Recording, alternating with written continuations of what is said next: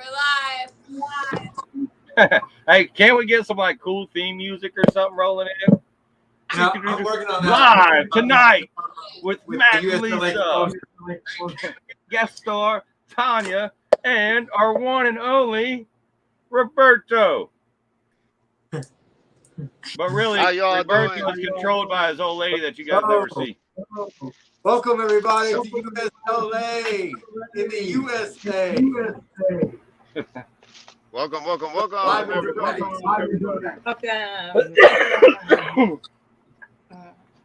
We know we've been teasing y'all there for a few minutes. Trying to get some things situated, but we're here now. Yep, I got my quilt. Happy Father's Day. Dads out there.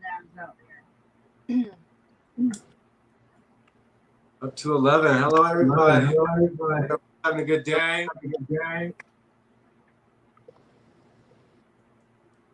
Already 8 o'clock nearly. Well, here in Central Time. Oh, Central Daylight Time is what Roberto calls it. Central Daylight Time? Yeah, CDT.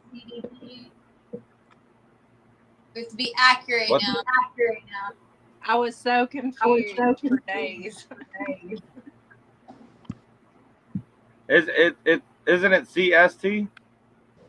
No, that's standard time and then daylight time. You're on daylight saving. He's correct. It's daylight time. You gotta add the hour to it. Hey, Philip. Hey, Wes. How's it going? Hello. No, remember, we love Wes.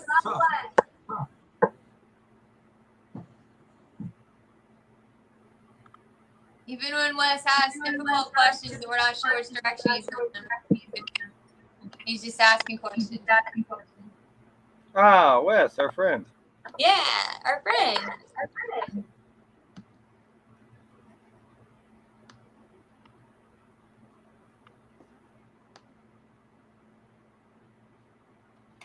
Look, my daughter even got creative on the envelope. That's nice. Oh, that's cute. Hey, Irvin. Hey, Brian. What's Look, up? yeah, Tommy. Can you guys see the comments on your side?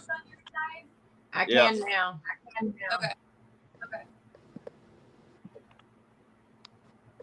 Hi, Freebird.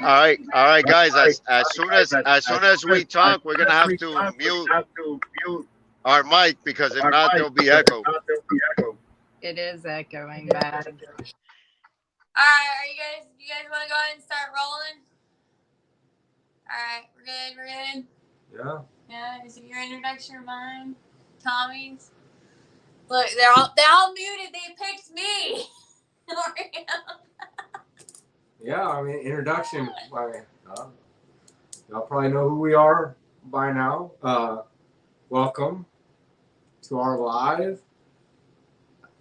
Really nothing much to say except today is the 17th of June. It's Father's Day. Is it the 19th? We don't know what day it is. It's the 19th. Go figure. We worked a lot. It is what it is. We're gonna just touch on a few things, reiterate some things, open the floor up to any questions that y'all may have, or any concerns, or anything, as long as it's relevant and to topics of interest here. Nothing from the past going forward. Oh, sorry, Fam Bam. It is Juneteenth. Thank you for reminding us. I guess technically they're celebrating it on Monday the 20th because it's considered a federal holiday now. But thank you for reminding us. It is Juneteenth. Does everybody know what Juneteenth is? It was when the message got out that slavery was officially over and the Civil War was won. Sorry. So, happy Juneteenth, everyone. Yeah, definitely slavery sucks, and even though the chains are not there, the invisible chains are still there. So yeah, happy Juneteenth, everybody. Happy Father's Day to all you great dads out there that are out there killing it, especially the ones that are doing the dad and the mom part. You guys don't get recognized very often. Shit's hard work, man. So shout out to you guys. I hope everybody had a good Father's Day. And hope everybody's enjoying the summer. So I guess we'll get started. Lisa, that's your cue. All right. So we had a pretty good introduction live the other day, a week and a half ago. You'll have to forgive us. We're trying to get on a regular schedule Sunday evenings.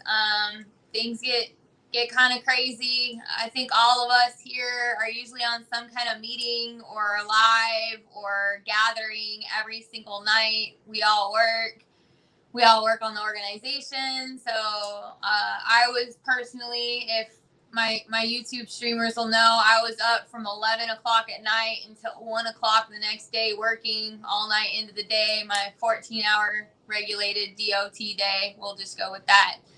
But sometimes you don't sleep all day thinking you have to work that night. So it's my days are a little off right now. But with USLA right now, we had a meeting last week. We're pulling back the reins just a little bit, only so that we can solidify our structure. We're trying to get people in place to help even moderate forums, to help develop SOPs, help deliver flyers, just our organizational structure that we've talked about, our 5 key points on that: public relations, security and operations, social media, and what was the other one? Public relations. I'm blanking out right now. Social media, research and development. Research and development is huge, y'all. So, I mean, if you're interested, state, national, world, local levels. I mean, even if it's your county or city, we're looking for all kinds of teams. We're trying to get people bunched up. You know, if you're in Texas and you want to worry about the state and local, then we've got our Texas people bunched up. Tennessee, you know, all the states kind of have their own research and development teams they're building. We also have a couple people working on like a national research and development where they're paying attention to the national and also like the world stage forum and communicate with our national level so that we can get those points out, because as Tommy has stated before, we're going above all that. We're going for the global agenda. Even though it will all work from a local level up, ultimately that's what we're after, is to cut that head off the snake. Everything's connected. So if we can get to the top and bring that down, everything else will start falling into place correctly the way it's supposed to. Hold on, let me say something, Lisa, before you keep going, if I can. So, guys, with that said, you guys have to understand that this is I've said it at this point probably thousands of times. This is a marathon. We have to make sure that all of our pieces are in the right places at the right time. I mean, this isn't like, if you guys have followed or watched any of the other people that have called these people out or done any kind of motions to bring these people down, people disappear. Shit happens. Being suicided is a real thing. So we have to make sure. That's why it seems like it's a slow process and there's not a lot of stuff getting out. And I know I got people asking me about Patriot packs and asking me all these things. And it's just, we spend hours and hours discussing single topics, like single sentences of topics. And we just go full force into them, check them out, investigate them. I mean, it's a long process, but at the end of it, we will be successful. We're going to be successful. There's not, you guys have all seen the memes going around that say, something along the lines of, my kids will always be able to say that I fought for them, regardless of the outcome. We're not we're not backing down. We're not leaving out of this. Whatever whatever it takes. But that's why we need you guys. That's why we need the people. Because if people start getting taken out, or a level gets broken down, we have to have people behind us that fill spots. As soon as a spot gets open, we got to have somebody there and push this forward. So that's why it's and Lisa, I think, is going to get into it, but that's why we've kind of decided we're going to slow it down a little bit, slow roll it a little bit. Lisa will get more in depth in that, because we got to go. We can't fuck this up, point blank, period. So we just got to slow roll it, make sure all our ducks are in a row, and keep it pushing. We greatly appreciate every single one of y'all's patience and understanding, and especially a shout out to all those people that have come in and are really stepping up and really putting in work and really reaching out to us. Guys, we really are almost every single night in group meetings, group phone calls. Some of you guys have called us and you've seen it. I'll be on the phone with somebody. If somebody will call me, I'll just join them in. Somebody will call the person I was talking to, they'll join them in. And then it just happens. Before we know it, we're on conference calls with 12 people. 6 of them are on speakerphone from another phone. It's every night. It's a lot. So please bear with us if we haven't gotten to you with one-on-one conversation. I know we try to reach out to you guys and at least talk to you for a short period and let you know that, we're not leaving you hanging. Your voice matters. You count. If we haven't made it back to you and had them, good long phone calls that we've had with, what do you guys say, thousands of people at this point, we'll get to you. I promise. Just stay in our inboxes, stay in our text. Just keep with us, man. It's a lot. This is a lot of work. A lot of shit's going on, and I'll stop rambling now, Lisa, if you want to take that. But thanks, guys. Thanks for your support. Thanks for your patience. I love you all. My dog just went nuts. Yeah, it's kind of fun to watch the 5 of us together sometimes, because we figured out we actually work really well together and filling each other's gaps and shortcomings and pick up here and there. It's not very often that we get pissed off at each other, but when we do, we make up very quickly. So yeah, for sure. I don't know. We're all of us are talking to people. I might reach out, like Tommy last night. He's on the phone with another person that had just called. I just got a text with somebody else that I need to reach out to. Just keep on us. It's not that we're trying to ignore you at all, and we're trying to get our phone numbers out to everybody as much as possible so they can actually call us. It's just sometimes you have to go through just message me for now, because even if you can probably find our numbers, but I'm not sure I'm ready to just broadcast my phone number out on Facebook or anything at the moment. I kind of want, at least one level of screening before I do. I think the rest of us are kind of all on the same page. That's a really good point, Tommy. I appreciate you bringing up the fact that with our stated goal in mind, people disappear. That's the first thing they're going to do is come after the organizers or the leaders that they think are in charge or moving it forward. And that means that we have to have other people in the stages to just roll on if something happens to one of us. In all honesty, all of us have considered it. We've all had conversations about it from the beginning. And that's why we're still here, because we're all in.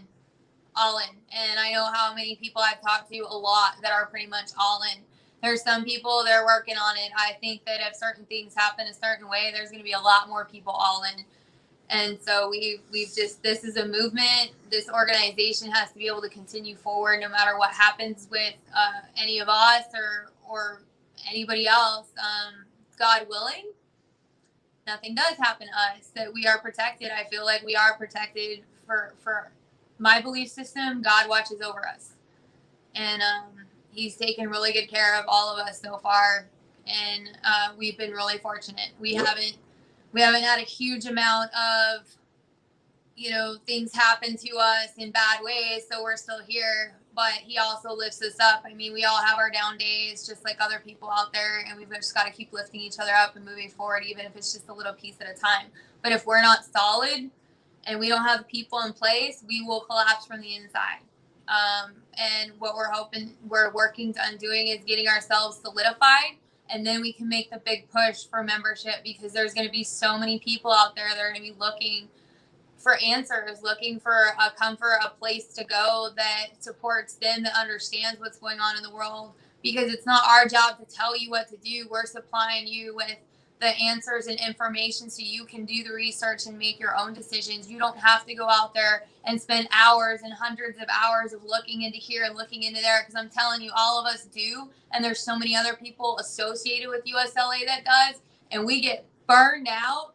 And not only burned out, sometimes we are about this close to crawling in the closet, shutting the door, and just rocking ourselves to sleep at night with some of the things we've seen. Yep. So, and it's no joke. I mean, there's some serious evil in the world. We all know and feel that. But to actually see it firsthand, see the information, watch it play out the way we have so far, and we're just on the tip of the iceberg right now, to be honest with you. It's so deep. And that's part of what we're trying to do too, is be able to filter through some of that and give you the key pieces to run off of, because there's so much surrounding it. You have to filter through so much. There's like little bits of truth in everything, and you have to filter through it and then be able to put all those little pieces together and then show the picture. And we don't even have the whole picture. We have like this much of the picture, but this much what we see, it's bad. It's bad. And so we're trying to put that picture together as quickly as possible to give it to you, and then show you all the places that you can verify that information, and that you can verify where it's coming from, what it is, and link it all together, so that you, if you only have an hour that week, you get more of that picture in that hour than I think it took us maybe 200 hours to put together.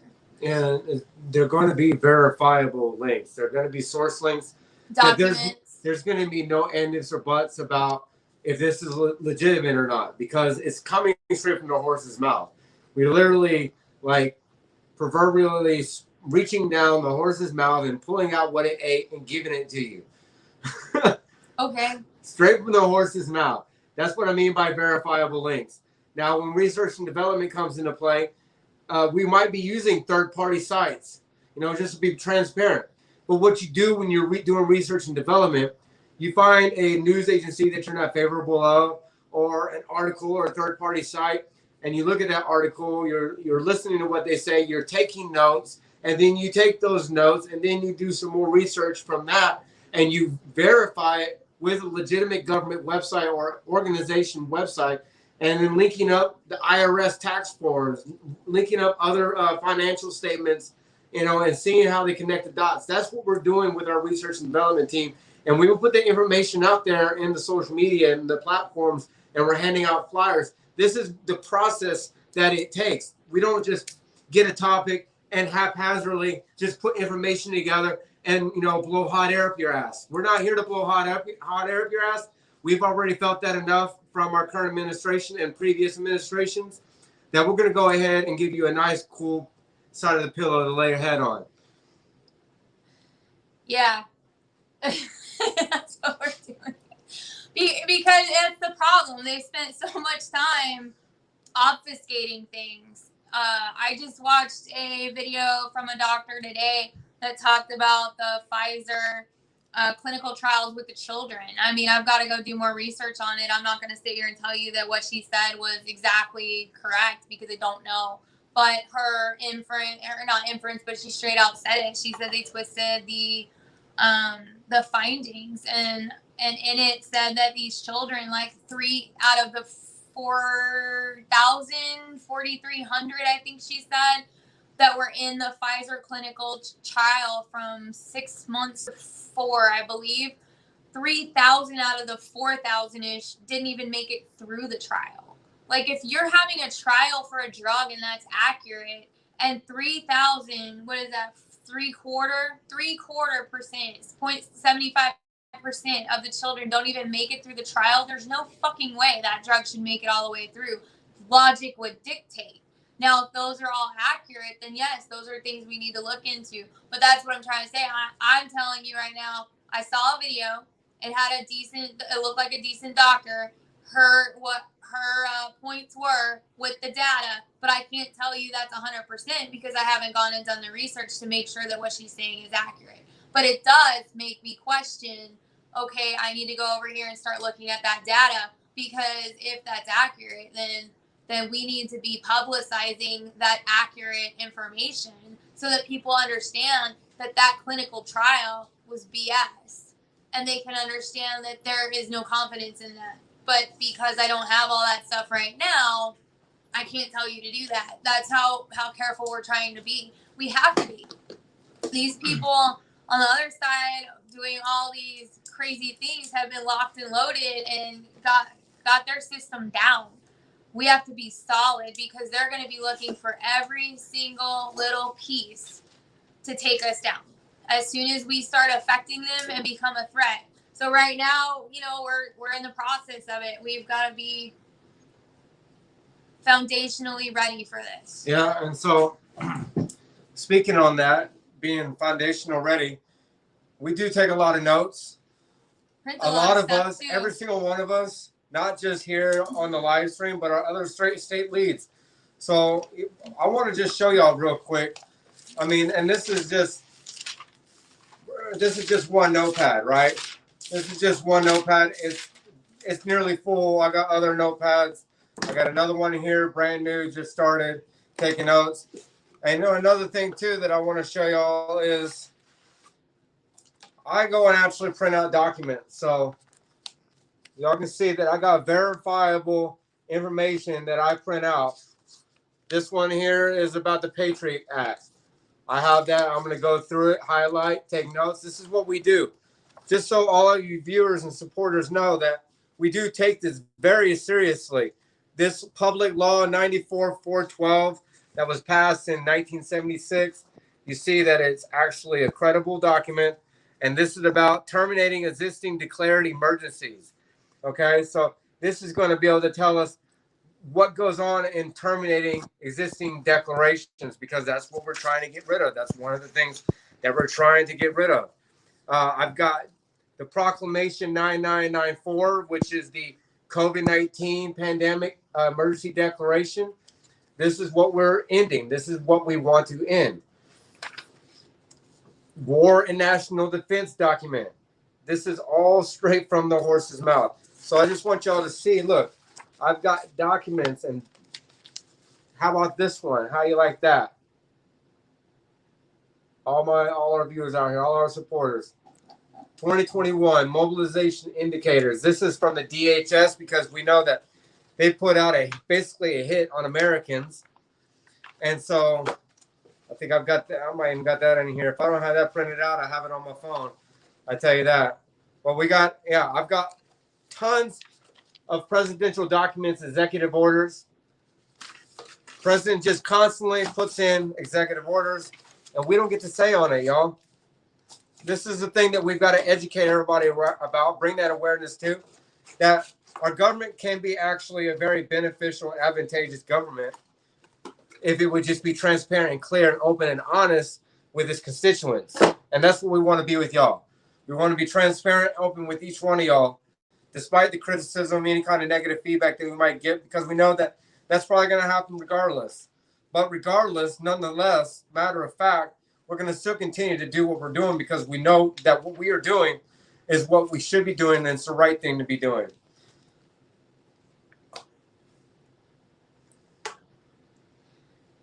Break line. Thank you, Matt. Matt so it's just not the reason he's showing you all that paperwork. We told you in the last meeting, we have to educate. Everybody's got to get the information. Everybody's got to know what's going on. And that's just to let you guys know that if you see us pass something on to you, if you see us post it, we've all seen it. We've all read probably most of it, if not all of it. We've cross-referenced. Just all the way through and through. Are we guaranteeing that everything we get is 100% correct? you know, you can't guarantee that. We can't guarantee you that we put all the hours and time that you would hope and expect the people that are giving you information are really putting in. We're doing our due diligence, and we're giving you guys as much accurate and up-to-date information as we can give you. That's all he's trying to show you guys, and just let you know you're not following people that are pulling stuff out of their ass or copying shit from somebody else's posts and just assuming that it's correct. That's not what's going on here. Roberto looked like he wanted to say something there, unless somebody else got something to say.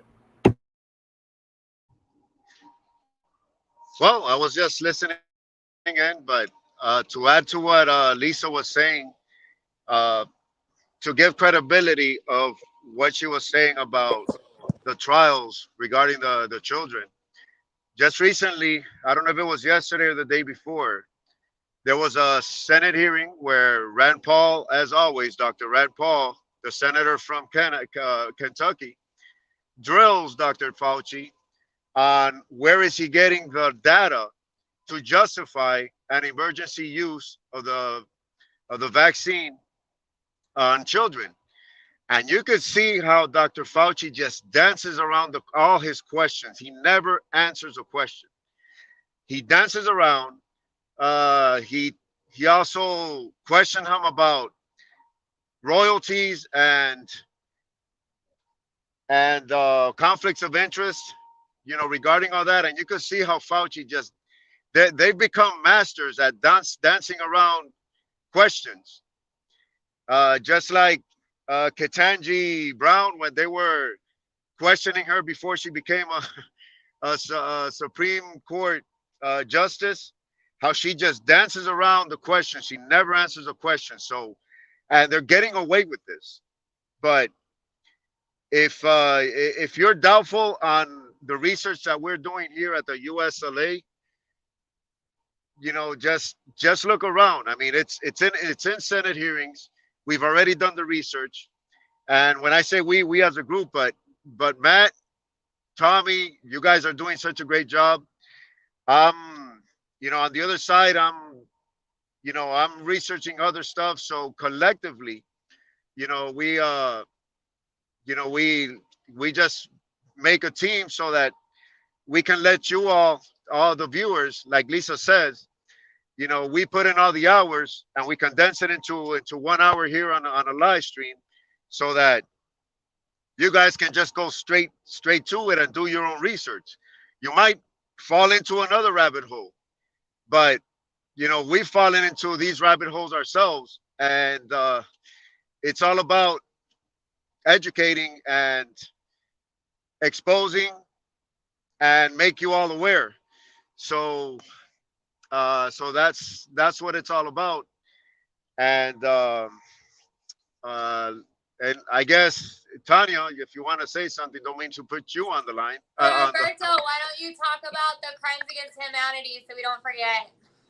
Correct. So yes, this weekend, if you all were waiting for me to go live on, which was today, on the Crimes Against Humanity tours, they actually postponed it, which that is the bad news, that it was postponed to next Saturday. But the good news is that it was postponed for a great reason. According to the Crimes Against Humanity tours, they actually postponed it because this same weekend they were going to meet with high officials in the United States to present the evidence and to present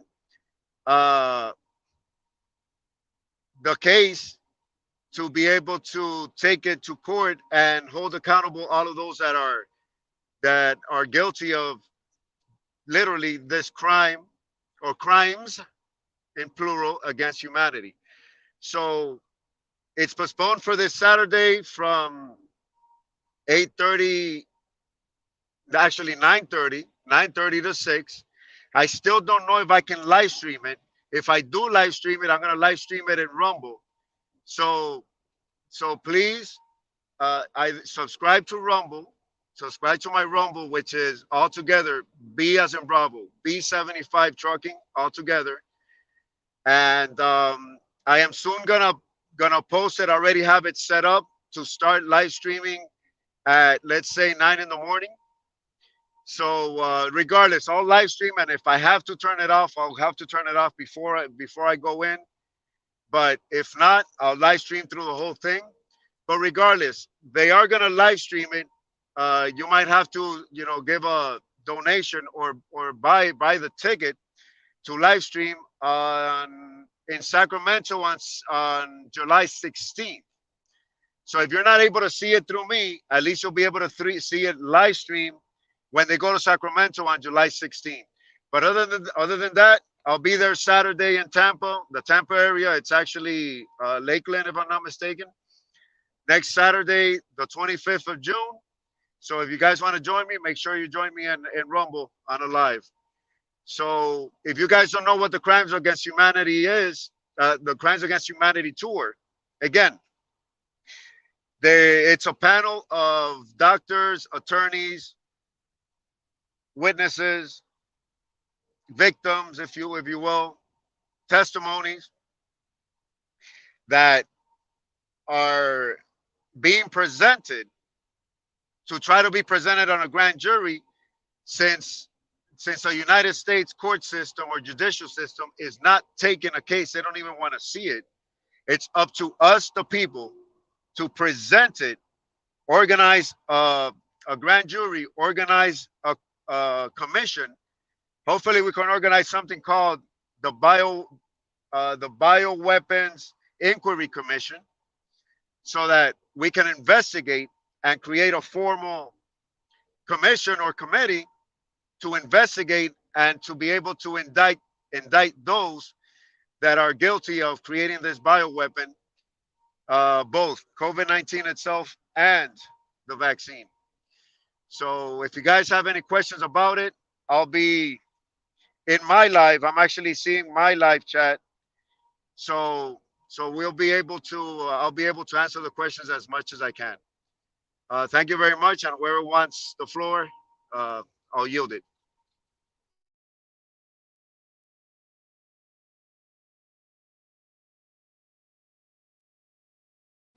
We can't hear you, Tanya.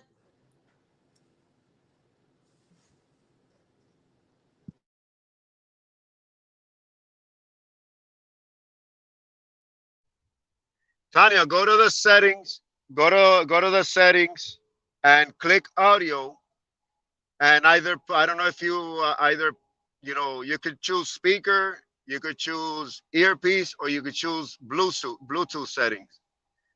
So go to the settings on the bottom.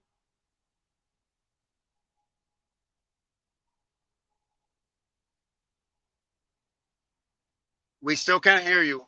Go to settings on the bottom and click on audio.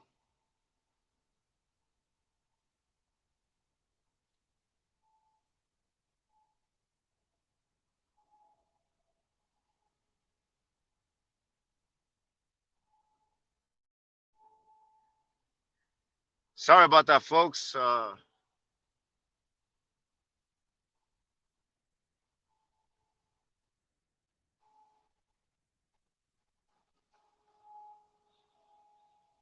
Technical difficulties.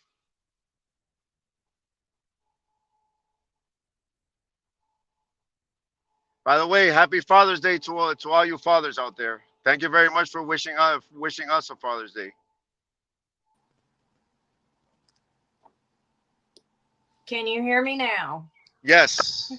It's like that. Take it away, Tanya. That stupid commercial we've all heard forever and ever.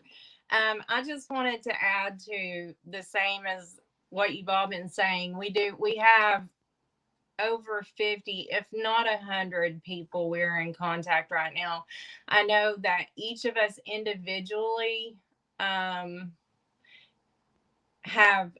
other people that have reached out to us that are part of organizations that have built relationships with each of us, and they share their research with us. So research and development is a big part of our organization, because we don't want to give you the same kind of information that you've been getting from social media or the news or things, anything like that. We want to give you the truth as far as we can see it. And so when we get information from people who've done research, we share it with each other. We all research it. So, and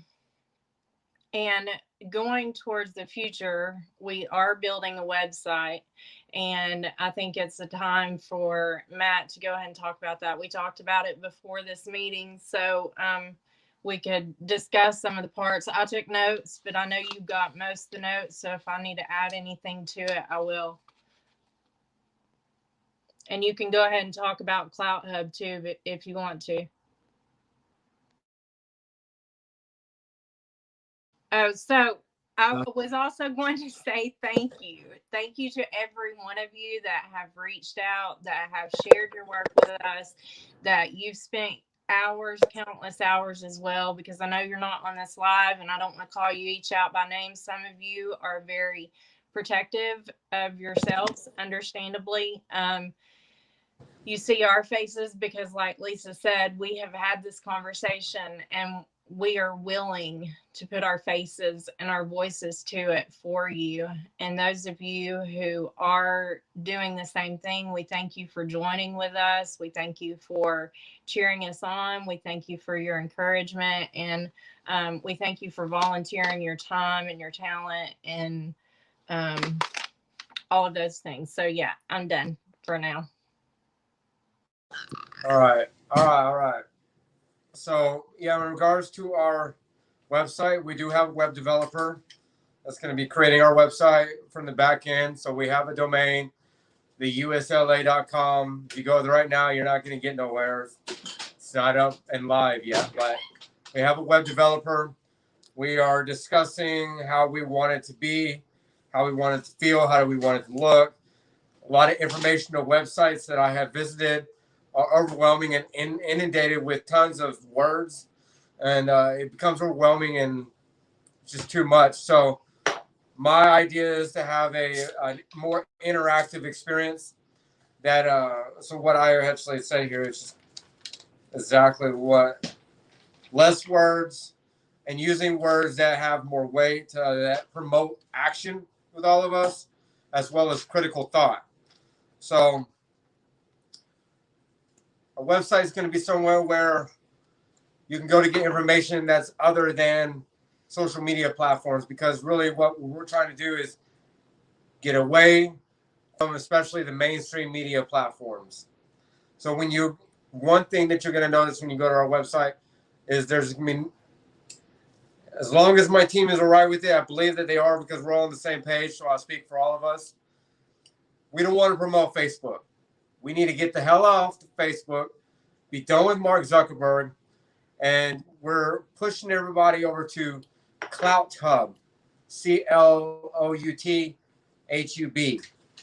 all one word.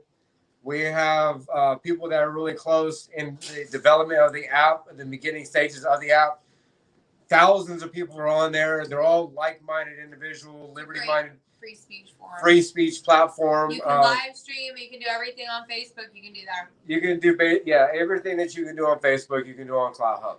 It's just better because it's not ran by, that guy. I don't want to mention his name because that gives too much energy to him. Well, and the other thing about it is that we can have a main page. It's like a server. So you have the main page for USLA. Then you have subgroups into all the 50 states. Yep. Then each state can have its own subgroup as well. So it's all in one spot, and it's very user-friendly. User-friendly is what we're going for. That's why not only is our website is going to be user-friendly, but so is Clout Hub. So we're going to be making that push. We want everybody to come on over to Clout Hub, join us there, get off of Facebook.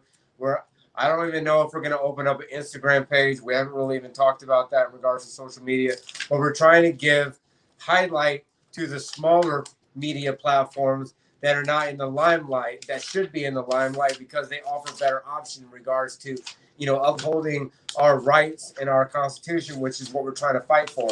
And obviously places like YouTube is not going to really we would put our, we go on Rumble with this live stream, but I don't think that we can. I haven't found a forum yet that will. I think Roberto had said I gotta play with it a little bit. Roberto said there is a way to do it, to get Rumble on here onto this stream, but they have licenses, different apps. You have to have a license for them to do YouTube, Facebook, all that. So there is a way to do Rumble. We got to play with it a little bit. But Clout Hub, we're trying to make Clout Hub our main point of contact for social forum. We also have True Social. We have Getter. We have Telegram. Telegram's a really good place to like just get some really raw information. We're on True Social as well, and to try to keep it with the younger generation, to get word out to them. We do have a TikTok. All of this is going to get developed, and we'll have content. As time goes on, we're going to have more content, better content. It's going to improve. It's going to enhance. So I wanted to answer. I saw that Tommy said that everything you post on Facebook goes to Instagram. So you can change that if you want to, man. If you don't want your stuff going to Instagram, Tommy, let me know. I don't know if you want to change that, if that's something that you were trying to mention. But it does. People were just asking about other platforms, and somebody said something about nobody's on Instagram. I'm on Instagram. I had it. I took my I don't even know what none of that shit's called, but I took it off to where it didn't share my stuff from one stuff to the other thing. You know what I mean? And then I changed it back. So I believe everything that I post on Facebook goes to my Instagram. So if people follow me on Instagram, I don't know that I can do much more than that because I'm not familiar with it at all. But I think you can follow me on Instagram and you'll get the same stuff that I post on Facebook or any of my other spots will go to the Instagram as well. I think. Excuse my language. I know sometimes I can sound like I know what I'm talking about. But when it comes to these apps and shit, I have no idea. I just don't. I'm sorry. I'll build you a barn if you want to work on my apps. You work on my apps in your barn. Segue real quick into the fact that there's only so many of us, and we only have so much time. So that's part of what we're looking for. People that are versed in these social forums is potential mods. We're wanting to put one spot on Cloud Hub every day. There's what's important for USLA is posted, and then we have people that are monitoring those different social forums, and then they can get that information and post it on those social forums. Because when you get 5, 6, 7, 8 deep, it's hard enough. Like, I think we all kind of naturally evolved to taking over like a couple at a time for all of us. But I barely have enough time. You guys see me live streaming at 3 a.m.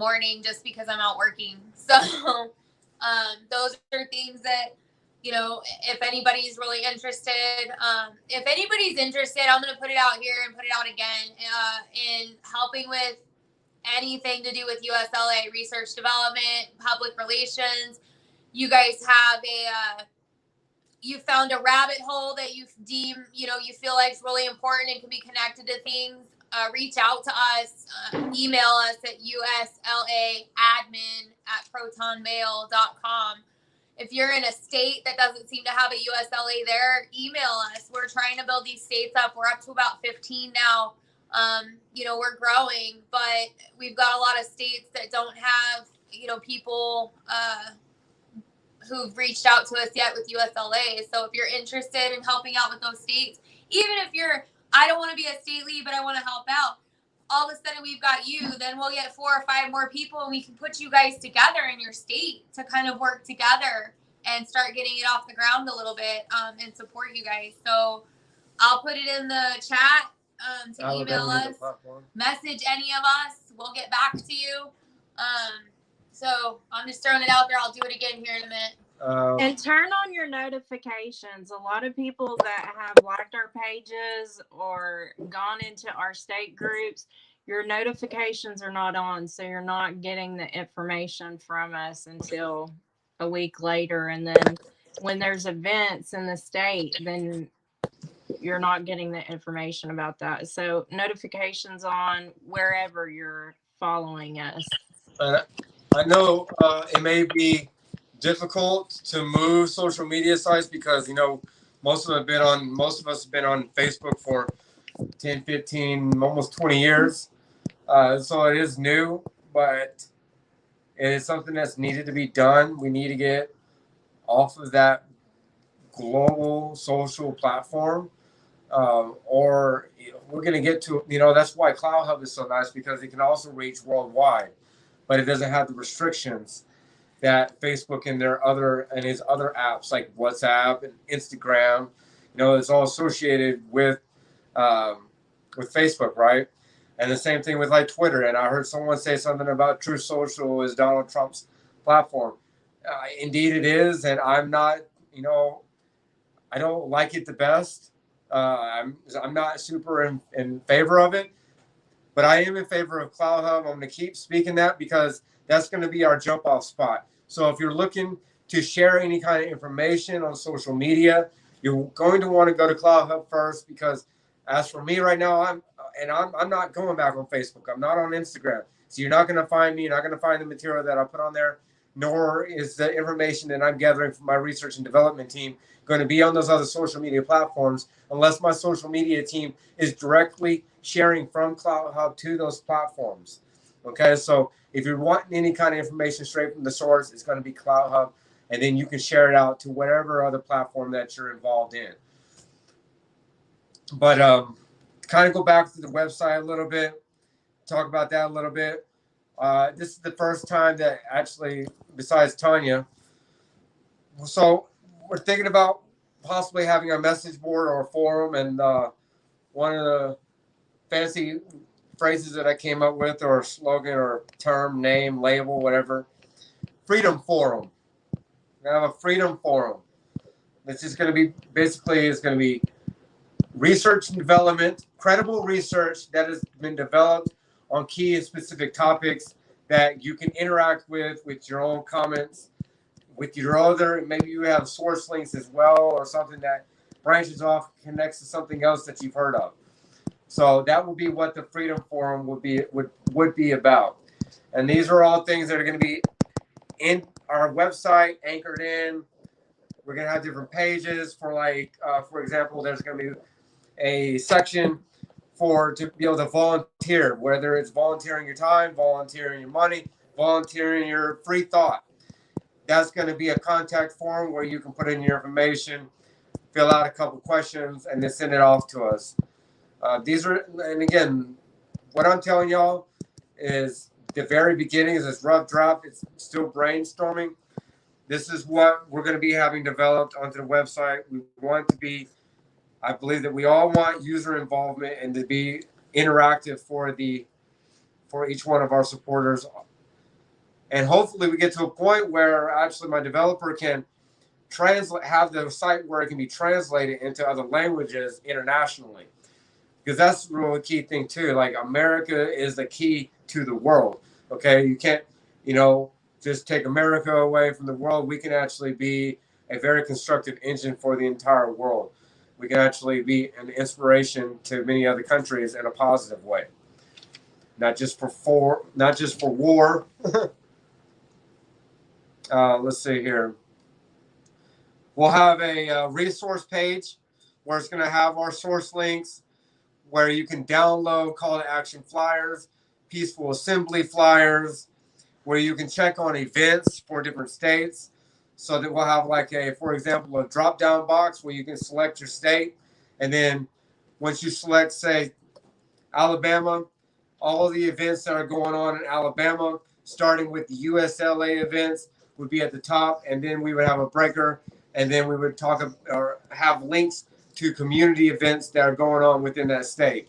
You go to another state, Washington, it'll be the same thing. You'll have events that are going on. That way you know what kind of events are happening in your area that you can go to be able to talk to people, be able to hand out flyers, and then have that conversation with what is going on.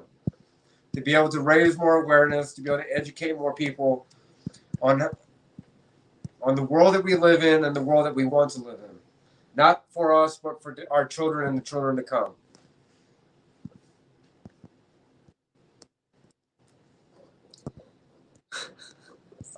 I don't want to put too much on the website because I don't want to be like get y'all super excited. I just want to get y'all excited enough to come back. Cliffhanger.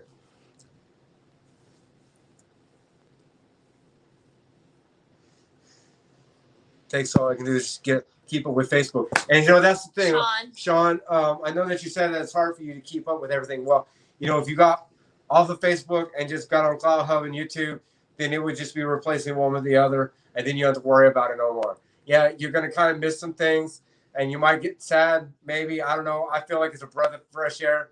I don't look at, oh my gosh, I'm not on Facebook, but you know, it's just one of those things where we have to just cut it. Wes said everybody needs to smile more, man. Y'all look way too damn serious out here.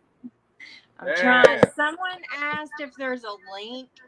We have bought the domain. It's theusla.com, but if you go to it, it's not going to be there because as we're talking about, it has to be developed. The best places right now, unfortunately, is Facebook and then Clout Hub. Like we were saying, we're trying to move everyone over there. Clout Hub, you just literally look up United States Liberty Alliance on Clout Hub. It'll go straight to it. And then when you join the group, it'll say subgroups, and there is a subgroup for every state at this point. Correct?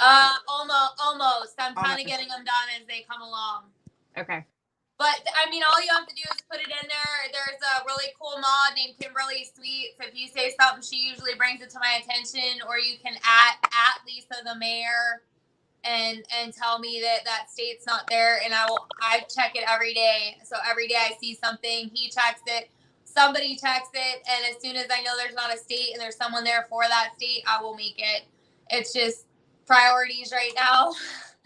You don't want to make one and then it just be zero. I think it just seems to be demoralizing to people sometimes psychologically. So as for YouTube, right now we're going to stay on YouTube until we can get onto Rumble, because I think everyone here has a Rumble.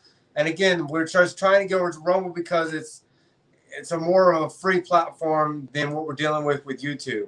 YouTube has all the access to be able to cut us off and say that we're violating community guidelines because we said freedom too many times. Like, you know, excuse my language, but fuck that shit.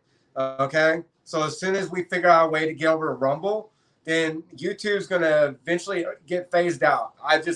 That's my opinion. Maybe eventually, maybe not now, maybe a year from now or so. So, agreed to an extent. The problem is that you don't want to create, and this is where we disagree a little bit. I don't want to create an echo chamber. I want us to be able to reach out across the pad to people on Facebook and YouTube because that's where a lot of the middle of the road people are. And so we don't want to cut them off from being able to reach out to those people as well. We just want to protect the organization on social forum and make sure that we have people knowing that they can go to Clout Hub and it's protected. So that when things do kind of hit the fan and something happens on Facebook, we don't get annihilated and disappear either. Because that's kind of the problem you run into with YouTube and Facebook. They think they control it. So if they don't like you and they get rid of you, they think you've disappeared. And so it's a matter of just shifting you guys over to a safe forum, but also being able to utilize Facebook and YouTube because we don't want to cut ourselves off from people that are kind of on the middle of the road just starting to wake up, because that's something we've all discussed. I mean, there's going to be a point here, people, I don't know when, soon, 6 months, a year or less, that something is going to reach the tipping point, and there's going to be a lot of people who are going to wake up and they're going to be scared and they're not going to know where to look or what direction to go. And that's what we're here for. We're here to go, hey, we got you. Here's what's been going on. Here's your information. Here's what you can do. We're going to support you. We're a foundation for liberty. And here's what we need to do. Because otherwise you're going to have all these people waking up scared to death and running around blindly. And what's going to happen in a vacuum? Usually evil takes over in a vacuum, and we're not going to let that happen.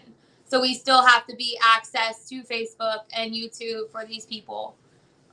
We can't just develop our echo chamber. So sometimes we have disagreements, but we work it out. What are they saying? I understand the importance of leaving certain platforms, but I also understand the importance of being there for those who have not left yet, until it's like waiting for the last person, going to get that last person. Some people have given up on waking people up, but I know this team hasn't. And so that's going to be part of it. Sean Saunders said, can we just create a direct website for USLA to where we can live stream on our own platform? I believe that is part of the plan, Sean. That's where the USLA.com's coming in. We're working on designing it, figuring out how we want to. But I agree. The best case scenario for us that we're working toward is having this developed and eventually on our own private, controlled, safe server that no one can flip a switch on us. And that's how the elitists do it. Might as well use their fucking playbook. So it just takes time. A lot of us, we are not asking for donations at this moment. That's a whole nother subject for another day, because we want to be careful and very transparent when the time comes in order to gather donations. So right now, all of this stuff comes out of our own personal pockets, a little bit here, a little bit there. Sometimes we just don't have $5,000 to put down on a server, so we just have to build it very slowly. Right now, we're moving over to safer forums, safer places. Our .com is actually on a very well-known forum that doesn't just get bitchy and flip the switch off. So we feel like we're going to be pretty safe there for now. Eventually, we're going to just keep building and integrating ourselves to be under our control and not someone else's control. So just takes time and a little bit of money. So maybe when we get there, we'll see who wants to pitch in a few bucks here and a few bucks there. But until then, it's all coming out of our pockets. So we just have to move kind of slow right now. Yeah, pockets are flat right now. Pockets flat. It's flatter than a piece of wood. It's worked out well somehow. Like Matt and I were just supposed to be roommates, and I'm like, "Hey man, you just do what you're doing. I'll go work. I make good money. I'll go work right now." Like, he picks up for what I can't do, and vice versa. So it's been not a million years that I see this working out like that way. But I guess that's what God felt was the need to do. So, maybe eventually all of us will be in some giant ass 100,000 acre community. We can just build our own little country. Who knows? It's coming. We're thinking big. So, anything else we need to kind of discuss? Again, you guys, if there's anything out there in YouTube, Facebook land, any of our subscribers, any of you guys, you want information, you'd like to just join up with the state and Clout Hub, even on Facebook, wherever you're comfortable with. If you don't like True Social, that's okay too. That's why we're trying to be spread out so we reach everybody. Please reach out to us, message us on any of them, email us, USLAadmin@protonmail.com. If there's something you think you can help with, even an hour a week, anything.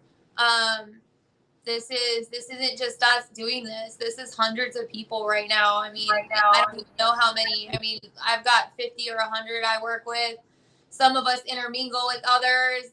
I could talk to Tommy one day and he's picked up, 10 people that day or something. I mean, we just all seem to, Roberto's got his people too. So it's interesting because I just had one of our states let me know that somebody reached out to him from British Columbia. So, people are connecting with these state leaders, and we're just building and we're becoming international. To be honest, I had someone on my thing from Finland the other day, and New Zealand and Australia. So this is what we're doing. We're trying to reach out and collaborate organizationally with the world, because you know what, these people in this world, Australia, New Zealand, all these other countries, they're on the same thing. I mean, they're all for liberty too.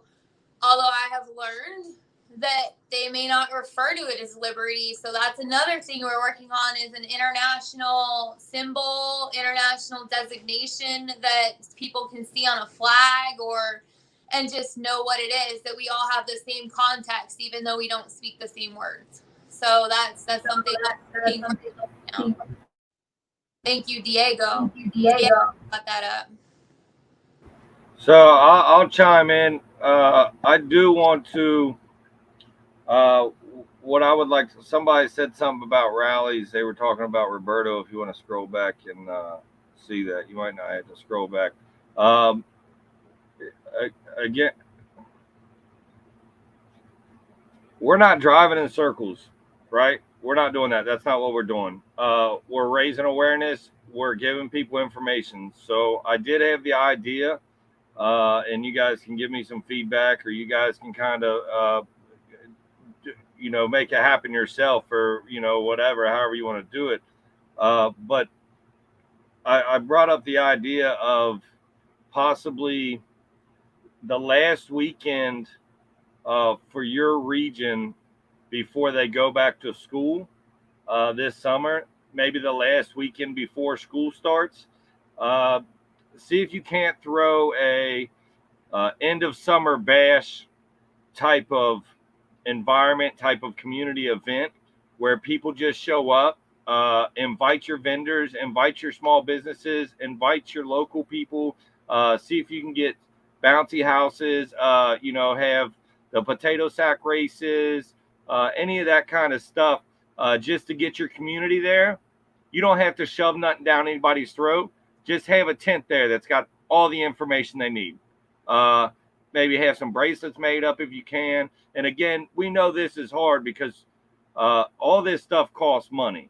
You might be surprised how many people be willing to donate their product or donate their time or kind of help out in that way if you ask them. So, getting things like bouncy houses and stuff like that, it's hard to do because we don't want to ask anybody for money.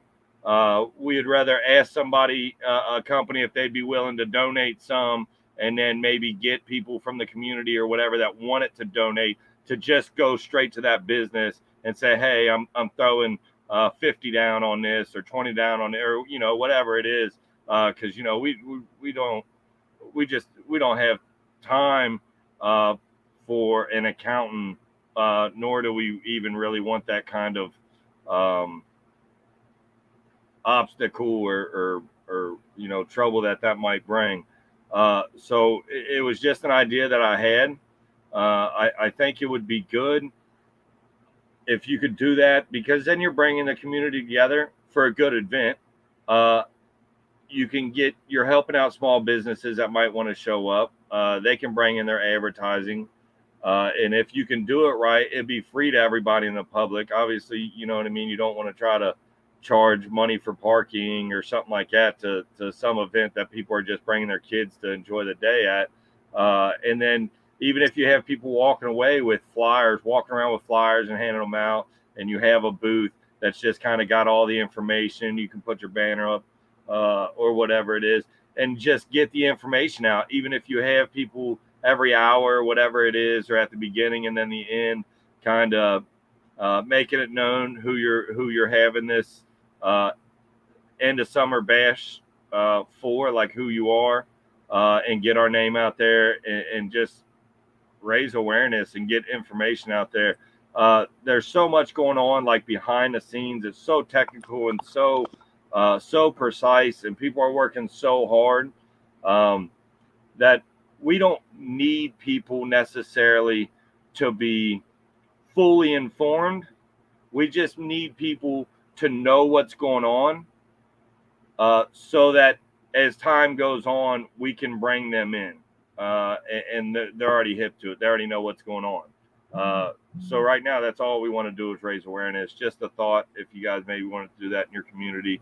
Nobody the weekend before school is going to want to drive from one side of the state to the other to get a balloon animal or something like that. So maybe your local fairgrounds or whatever it is. Just an idea, just a thought.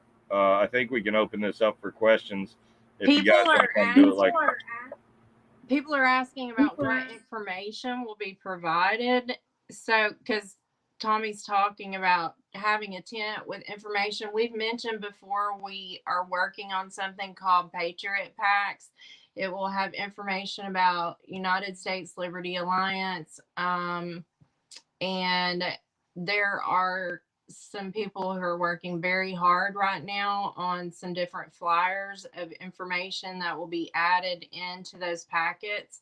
And when we get them finished, hopefully in the next week, it'll be in PDF format and it will be sent out to all the state leads so that they can send it to their people who are helping organize in their regions, and it can be printed out wherever anyone is, so that that information can be gotten out to all the different states and communities.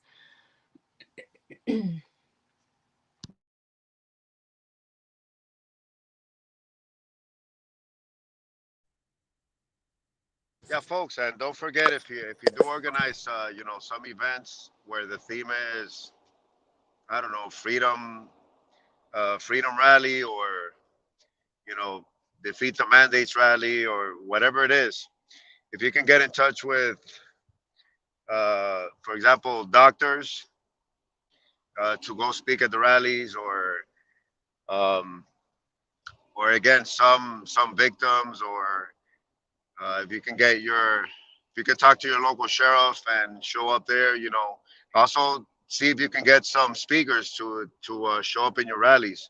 That would also be great. So just throwing that in there as well. Yeah, I'll say this about the speakers, and this is solely for me. I haven't talked to anybody in this group, so I'll just let you know that this is just my idea that come up right there. Obviously, from the beginning, we've always said that this is not political. All we mean by that is that we are not politically motivated towards a specific candidate or specific party. That's what we mean by that. We are not politically motivated. With that said,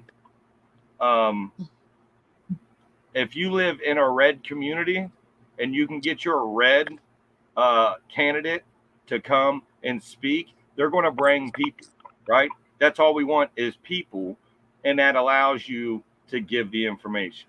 So it's totally up to you. If you bring somebody from the red, somebody from the blue, whatever it is, that's what you want to do. What you want to do is what you need to do to get people to show up. And if that means just whatever that means, as long as you're not lying to the people, you're not frauding the people, just understand that if you say I'm having Mr. Red come in to speak, then everybody in your community that supports blue and not red will not be at your event. So keep that in mind. But take that as you will. I think it's a great idea to have speakers that already have followers, speakers that are known in the community, that the community likes, and they're going to bring people to the event. That brings you more people to get the information out to. So, I thought I was muted. If you want to go into more detail about the list of information that will be provided, you can. If you want to hold off on that until later, we can do that as well. I have the list. Do you want me to do that, or do you want me to hold off on it? Sorry, I missed. If you have information, share it. List of what? That's what we're about. The list of stuff that will be in the Patriot Pack. There'll be information on Agenda 2030. There will be information on the political prisoners from J6. There will be information about Bilderberg and why that is important to our mission. Hey, let me chime in real quick, Tanya. Hey, when you guys see us post these links and stuff like that in these groups, I'll go back again. Do your own research, but I can assure you, if we post it, we have seen it, we have cross-referenced it, and it's probably worth watching. If you really want to get educated and get some knowledge, You see those links get posted, follow up with them. Tanya, go ahead. Sorry. It's okay. There'll be like an overall informational flyer about these kind of links that we're talking about that we've researched. For example, I'll just go ahead and tell my own personal story. I watched 1 through 10 of Fall of Cabal last year, and I didn't just take it at face value. I went and I stopped on almost every slide in that documentary, and I went and researched it. I spent days upon weeks and researched it. So you may watch it and think this can't be true, but at this point it's not 1 through 10. There's 23 parts and 24 is coming, and it is very true. There may be some parts in there that you still question, and that's okay. But there's a lot of truth in there. And if you really start researching it, and that's what Tommy just said, don't take our word for it. Watch it. And Matt mentioned it earlier too. You find these third-party resources like news articles and all of those things. You can't take those at face value. You have to go and look up the actual where the resource is, the foundation, where it was founded, the person, the people's names, all of those things. So on the pamphlet, some of these links like the Fall of Cabal, the grand jury, talking about the white flag of truce and the law of war manual, the emergency act, the emergency declaration and the 16 powers that it gives the president. There will be a script or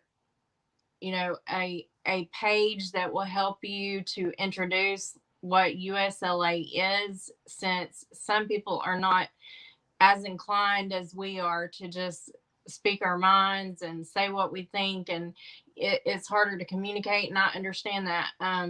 I've always been able to just talk to a tree if I want to, but but we'll have that in there for you if you need that to help introduce USLA to other family and friends.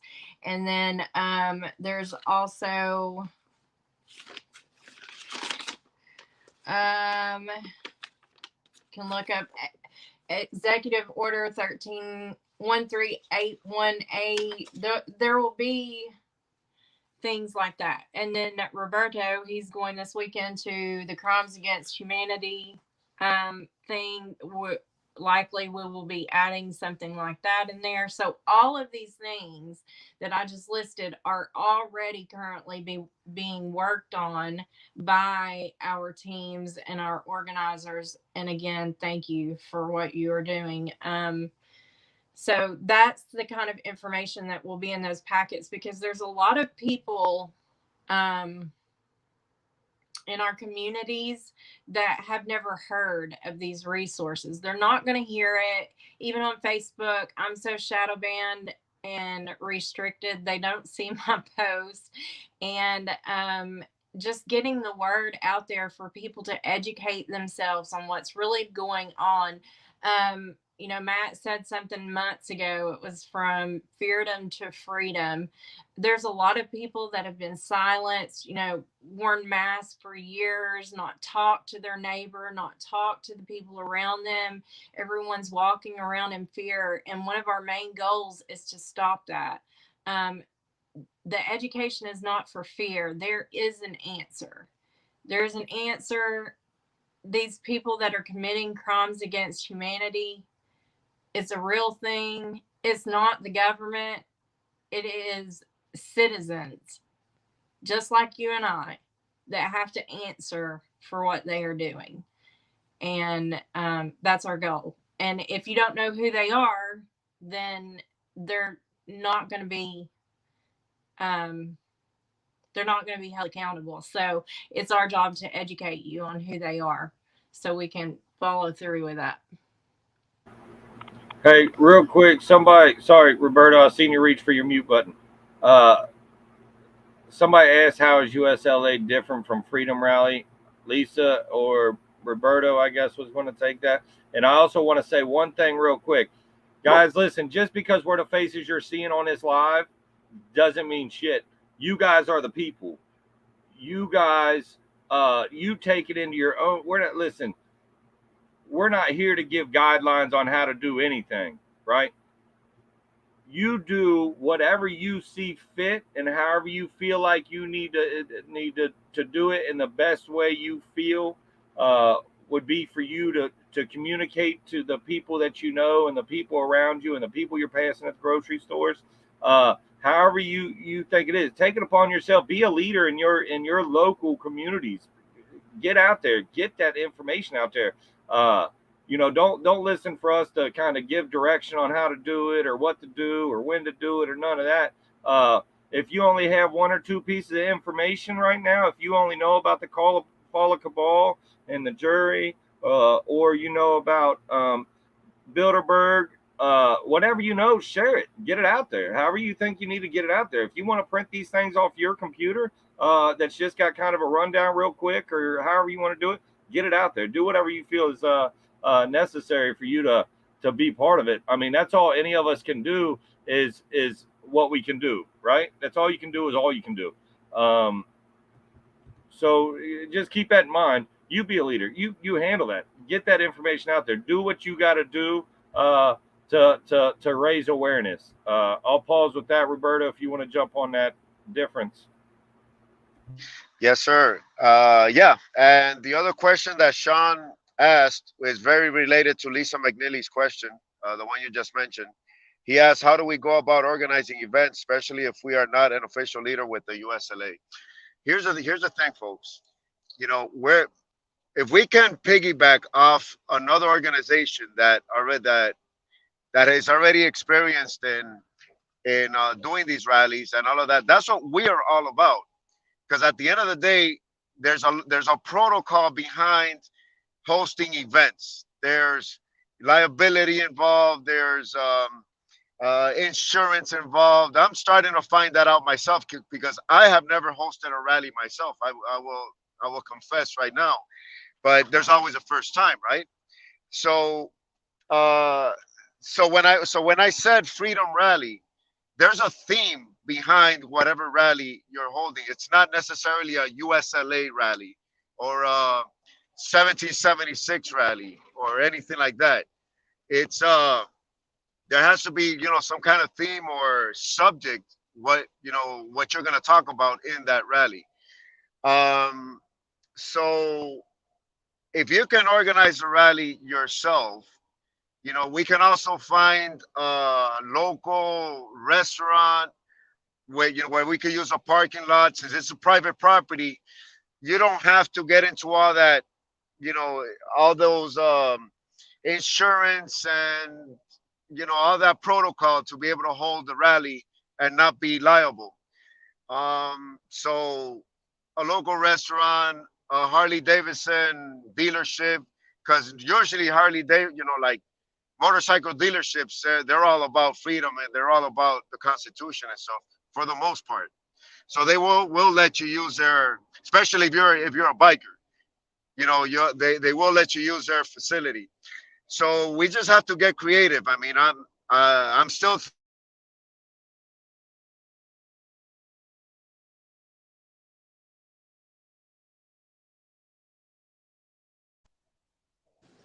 Sorry about that. I think I lost reception there. Did I lose reception? No, you're back now, but you look angry as hell when that thing froze, man. You look pissed.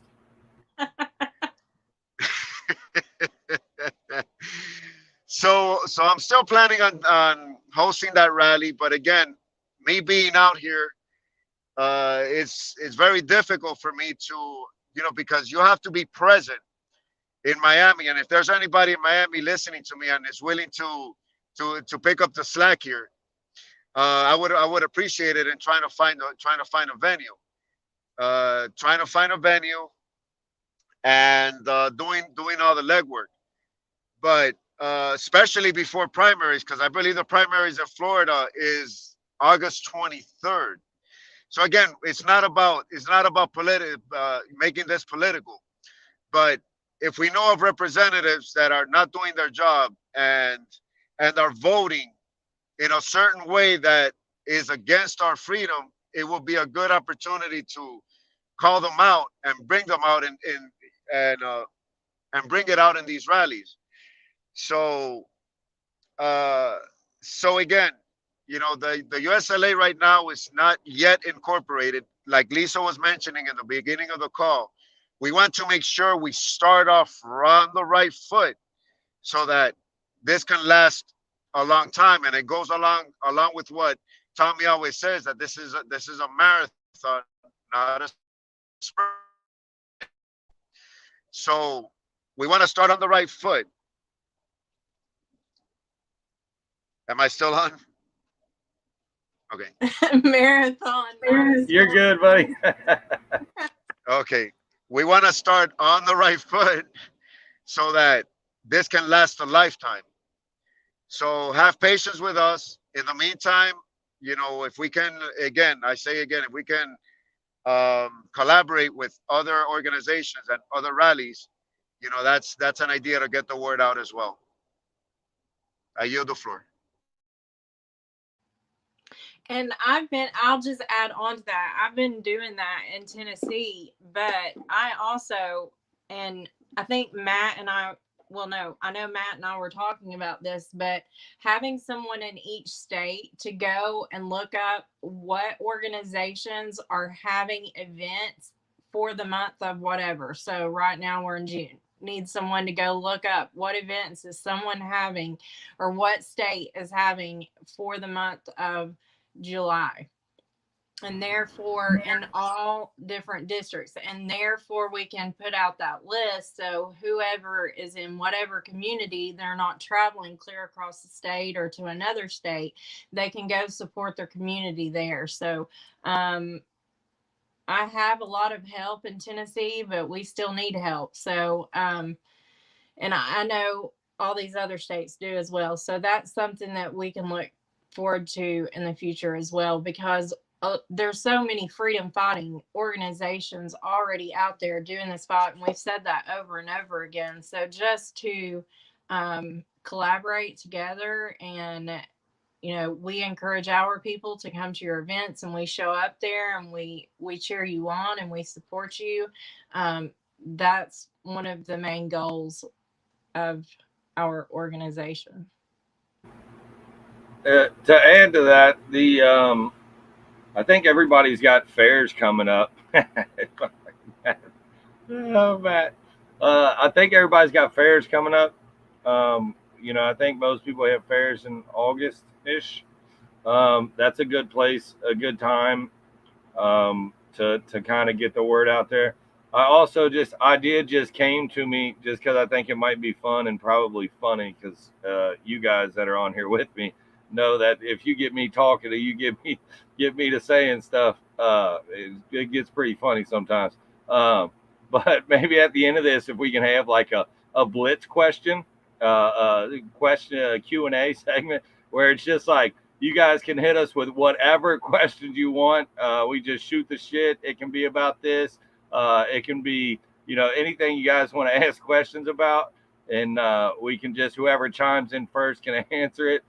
Just what comes off your mind. Keep your answers short to like 1 sentence or 2 sentences, and just see how you can answer it. And I think this probably could get pretty funny and pretty entertaining if you guys wanted to indulge in something like that.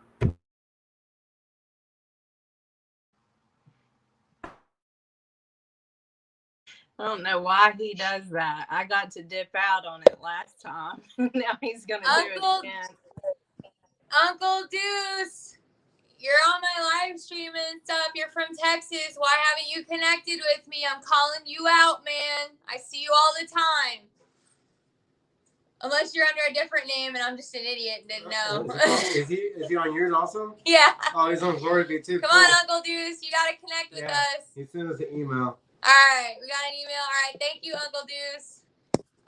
Let's see. Okay, Tommy, give me. Oh, by the way, Tommy, Wes said, let's see. It was pretty funny. Where's he at? He said, Tommy, your new partner kind of a dog. Just saying. Hey, so Eva asked, give me the definition of shooting the shit. Shooting the shit. Bullshitting with your people. Telling stories, maybe they're real, maybe they're bullshit. Y'all never really know. But make them as funny as you can. You just shoot the shit, man. Tension, lighten the mood, lighten the tension. That's what shooting the shit is, just, to clear the air a little bit from all the tense and the tension, that's going on. So it's a way to let loose,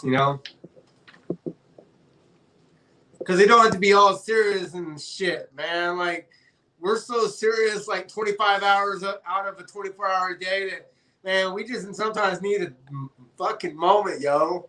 Give us 20 seconds to laugh and shoot the shit. You gotta understand, Mac is so intense. I come in for a full day of work. He's like, dude. And he starts telling me all this stuff. I'm like, man, I need to function tomorrow. Like, let's watch some Looney Tunes or something, man. Kick some Looney Tunes. Rick and Morty. What? I show my feet. All right. They're going quick. I'm Rick, bitch. Lisa, yeah, real quick. Ronnie asked about USLA being on other platforms. Yes, they absolutely will be. We'll try to post them on the platforms that we're on now. We'll post all the platforms, and we'll keep doing that as we add them, so that hopefully it gets out there to everybody else. Ronnie, but it's up to you guys to spread that out to the people that aren't on these platforms. You guys got to be the one. Oh yeah, well you can go to this platform and do it. Yeah. If you flip through there, Ronnie, go back and some of there. I put a whole bunch of the comments down there, but we'll try to we'll put a list together, and then we'll just start posting it on every single forum for all the different ones. I think that's what we'll do. Yeah, Tanya says yeah. Let's see. So listen, I know you guys can ask more questions than that, man. Come on, spit them out here. Judy we'll said, "Stop, Tommy." Judy said, "Did you want mac and did I eat mac and cheese lately? It's been a few days. Yeah, it's been a couple days. About time. It's been a couple days. I actually made real food the other day. I made a Thanksgiving dinner 3 days ago. My favorite. Yep. Better than mac and cheese. We lived off it for like 3 days. I almost made it yesterday when I cooked, and I was like, nah, I'll just do some rice-a-roni. What was in your Thanksgiving dinner? I want to know. So it's a turkey breast, but you flip it upside down, so when it cooks, all the juices run down the meat, and then it's real tender. And then homemade mashed potatoes. I grew up with stovetop stuffing, so somebody made my mom fed me stovetop for like 6 years, and then one day she made like some family recipe. I was like, what the hell is that shit? Green bean casserole, croissant rolls, the cheap American family tradition. Mashed potatoes and homemade gravy. Homemade gravy. It's all homemade-ish. Yeah, in one way or another, it's homemade. Yeah. It's made in a home, so it's cool. Tommy, where did you get your flag behind you? So this flag, that's what I was getting ready to ask. Hold on, let me pull it up here.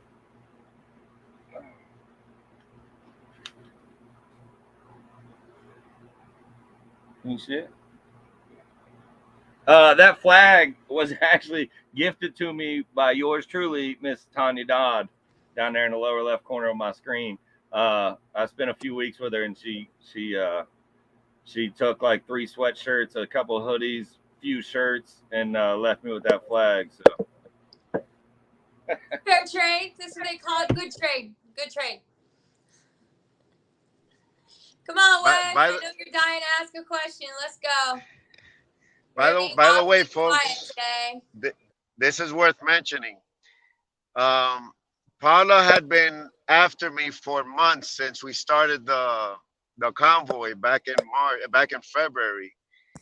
She's been after me to watch a movie from the 90s. Braveheart. Yes. I finally saw it last night, folks.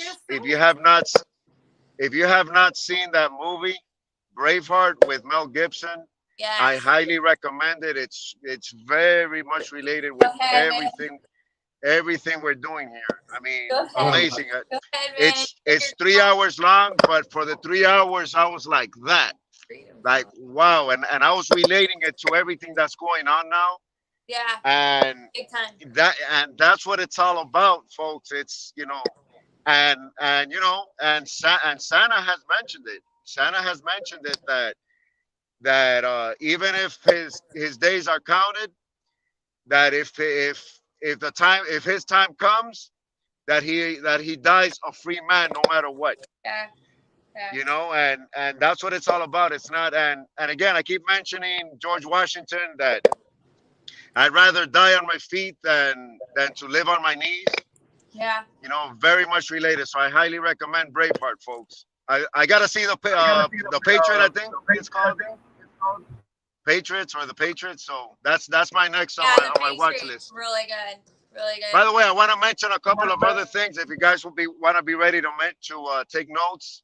And these are like small videos from now that I know Scotty has been recommending, which is premise number 3. If you guys have been getting on our Jitsi calls on Mondays and Wednesdays, the 1932 Bonus Army. It's only a 26-minute documentary, but very well worth it. Again, related to what's going on, and it's not a movie. It's an actual event that happened in 1932 Bonus Army. So I highly recommend you guys watch that. Highly recommend. I started watching Non-Compliant by Chris Ann Hall, which Chris Ann Hall is an attorney from Florida. And she has a Rumble channel and everything. She's on top of everything. She educates on the Constitution, etc. So very strong-willed woman, very knowledgeable with the Constitution. She is a constitutional attorney, so we can learn a lot from her as well. So let me see what else. If I remember, I'll let you guys know. I don't want to take all the time in me trying to think and saying, so I yield the floor. I'm going to throw one in there. The Truth About Cancer is an organization, Todd and Charlene Bollinger, but they have Propaganda Exposed, 7 parts. Go look it up.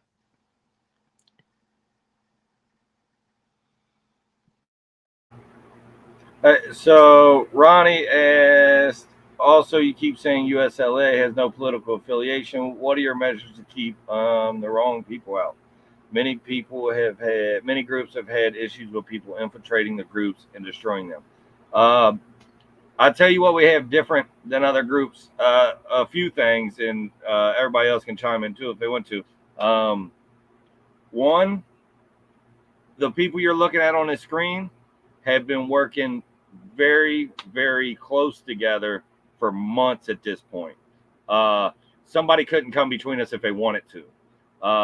Another thing we've got going for us, we're not out here driving around cities. We're not out here throwing parties. We're not out here getting rallies together, showing up, protesting, doing things like that.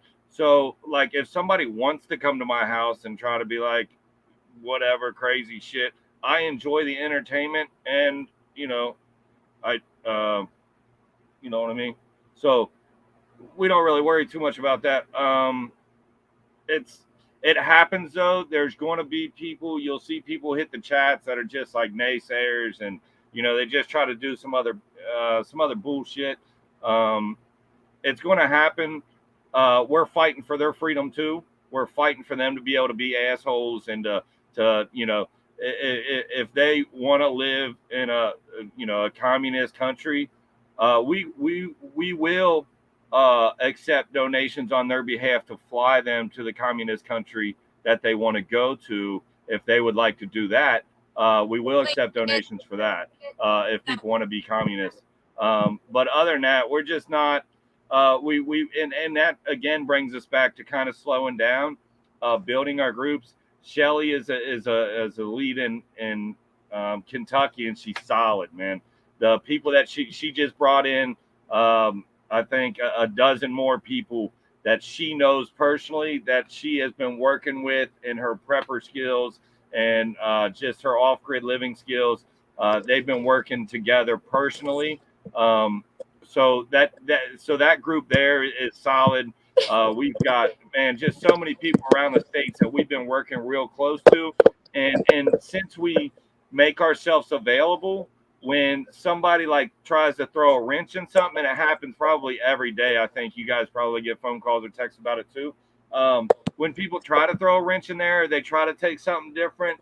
It's kind of hard because we're easy to get a hold of. So all somebody has to do is say, "Hey, man, so and so said this was going on, or you guys are doing that." No, absolutely not.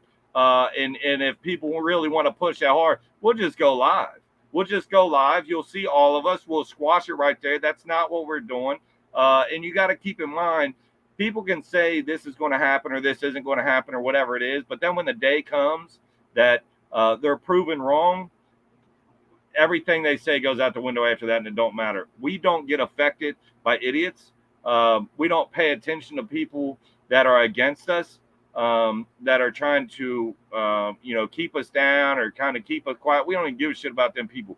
Listen, I live by a motto, and it's failure is not an option. That's a motto that a real good friend of mine, a few years back, we were in a real tight situation, a shitty spot in life. And we decided that, we weren't going to be in those kind of spots no more.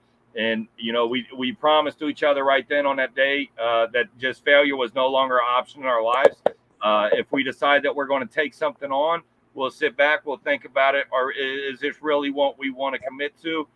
And then once we do that, man, failure is not an option no more after that. And if anybody comes at us that tries to introduce failure or tries to derail us or sidetrack us or get us off course, it just don't happen, man. Yeah. Failure is not an option, and infiltrators can't step on our toes. We've already been down that road for months. Definitely right. So, and when it happens, we just turn our head and go the direction that we've been planning on going. Well, So, in my house, the main slogan, especially when I had my nephew living with me for a year, I had a note on the door before he would leave every day, and I'm like, there are no excuses in this house, only solutions. So just to touch on the measures that we take to keep people out, to keep the bad actors out of our organization and keep them from infiltrating us. I almost relish when people want to try to infiltrate, because that's something that, like, I take pride in, because to get through me, I'm a firewall. So to get past me, to infiltrate the group, it's going to be very hard. I do my due diligence, and this group, we have a massive amount of common sense and wherewithal when it comes to knowing who to let into our organization and who not. And we're very quick to remove that abscess if it does infiltrate and try to grow onto us. Because we have that wherewithal, we have that common sense, and we have that sense of urgency, and we're quick to adapt. We're pretty tight. I think that there's a lot of things we can be thankful for TPC for. The biggest thing is that it brought us all together, gave us time to work with each other, learn how to trust each other, go through the ins and outs of things. I looked at Matt one day and just said, man, right toward the end of our stint in California, I said, what if this is just the training ground, the proving grounds for us right now to get us ready and together? And, TPC brought an amazing momentum with things and good things and bad things. I mean, we're learning from, their strengths and their weaknesses. One of their weaknesses, unfortunately, they started something grand. They didn't have the structure intact in order to sustain it. That's how it went. We aren't just looking to sustain this for a lifetime, as Roberto said. We're looking at generations, because you will always have a fight for freedom. Freedom requires vigilance, and we need to be here to maintain that freedom and our liberties here. And that is generations. I mean, some people brought up Ronald Reagan in the chat on 1969 to Wallace. I mean, Ronald Reagan had a lot to say about stuff like that. He said freedom is only one generation away from being lost. We are at our generation we are going to lose it if we don't save it now. We can all see that in the younger generation. Not that they're bad kids or anything, but they've worked very hard to. Yeah, they are. They're all little badass little kids. Don't let her lie, little badass. That's a little lie. That's a lie. That's a lie. Ain't They lie. work hard, Badass right? little kids. Shut up, Tommy. Even my kids, little badass little kids. So, you know, we see, I mean, there's, you know, obviously that's kind of why we're pulling back the reins too. We need to be strong. We need to be solid. When you take on, when we started putting the states together, Tommy, Tanya know this, Roberto knows this, Matt knows it to an extent because he came on a few weeks after we started pulling the states. You're pulling so many people in so quick. You don't know who the hell is who. You don't know what their intentions are.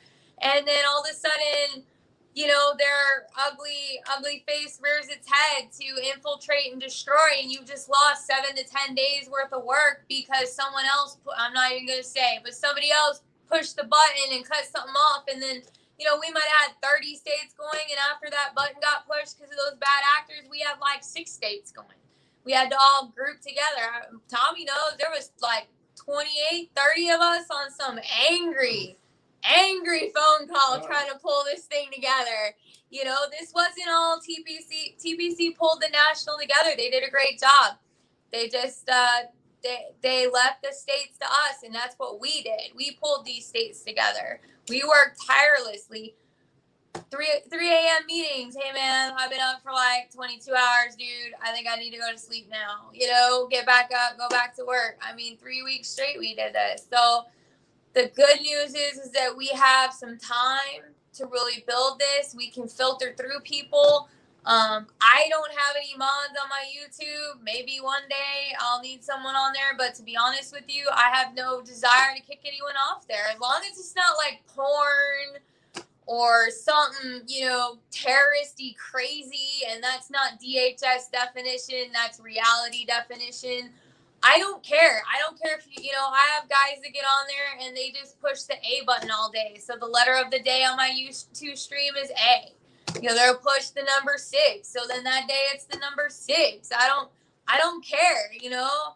I mean, if we're gonna, I mean, let's get down to it. If you're gonna stand by the principles of free speech and freedom, then whether you agree or not with that person, they still have a right to be on there and speak their mind. I mean, that's why I love Wes. Wes sometimes goes into left field, I think, but he still has a right to say it. I don't have anyone on there pushing porn or any, you know, anything morally wrong, I guess, or ethically wrong. But I can disagree with people. You know, I've turned a couple people because I've just let them speak. People just want to be fucking heard. Whether you think they have something important to say or not, they still have a right to be heard. And if you give them the time to let them speak and to hear them on an average, they appreciate that. And then you can have a conversation. But they've spent so much time convincing us that if you disagree, you just got to shut them down, shut them down, shut them down. That's wrong. That's wrong. And I'm not going to do it. So we have people that are bad actors, and we usually weed them out pretty quick. We have people that disagree with us, and we take time to hear what they disagree about. We take time to listen to their discussion. We take time to have a civil discourse with them. That's what this country is about. If we can't have a civil discourse, then we're not really promoting freedom and liberty, are we? So you got to stand by your principles. If you stand by your principle of freedom of speech, then whether that person agrees or not, they still have a right to speak, and you must let them. Otherwise, you're being a hypocrite, and I'm fucking tired of hypocrites. It's just like Facebook. I don't like Facebook. Yes, I want to get off Facebook. But the reality of it is that there's a lot of people on there that are just accustomed to utilizing Facebook. And let's face it, people are habitual creatures. That's why we're in the fucking mess we're in, because we got caught into habits and comfort zones and different things. And if we want to change it, we have to live by those principles we're trying to change. It's like AOC. We all know who AOC is. She's my least favorite person most of the time because she wants to dictate, oh, we should be saving the environment. We should be doing this. And she's a democratic socialist, which, by the way, there's a difference between democratic socialist and social democracy. We're putting a dictionary out soon on that. And that's going to be on the website with key terms and definitions. We're putting a dictionary out of proper definitions for words so people understand. But that I digress. Anyway, AOC, they're like, well, you fly everywhere and you have this nice car, and she's like, well, I have to live in the world. No, you don't, bitch. You can live by your principles. If you want to save the world, take the fucking train every day. Ride your fucking bike. Like, don't act like you're above anyone else, you little waitress bartender from the fucking, where is she, Queens? Bronx? Queens? And I get pissed at her because I'm like, you know what? For someone that has a supposed economics degree, she sure doesn't know shit about it. And what are you doing with an economics degree in New York City, the capital of the fucking economic world, and not have a job in an economic job? Seriously. I know I'm tripping over my words right now, but you know what I mean. It just makes me mad. I have a degree in finance and economics. If I want to go get a job doing that, I can. You obviously aren't that good at it if you're waitressing in the fucking Queens. What is well, I had to get it out. I'm sure it's going to be all over Facebook now. Lisa the mayor hates AOC. Yeah, and you know what? I don't know what AOC is, so don't feel bad for people out there who don't know what the hell it is either, because I don't either. Hey, she looks like a drowning rat. Then she went to Florida to get away from all the COVID shit and came back with COVID. I think Good job, she was Roberto. triple vaxxed. I didn't mean to go off on that Uncle tangent, Deuce. but yeah, she pisses me off. Spread it all out. Spread it. Uncle Deuce said something about the letter agencies have a lot of funding in practice, bro. The people they have, trained people matter. I don't know who that was directed at. Hey, man, them alphabet boys, they've been following me my whole life, man. I take 3 right turns. You know what I mean? Like, they're there, man. They're on my phone. They're on my, they're there, man. It is what it is. Like, we ain't doing nothing crazy. We're not fucking, it is what it is, man. You can't worry about the shit that you can't control. I mean, I look at it like this. I pay my taxes. So fuck yeah, I want to hang out with them little bastard motherfuckers. Fuck them dudes. I ain't worried about them. I don't sweat it. Hey, remember this in life. If you don't remember nothing else, I say, don't sweat the petty stuff. Pet the sweaty stuff.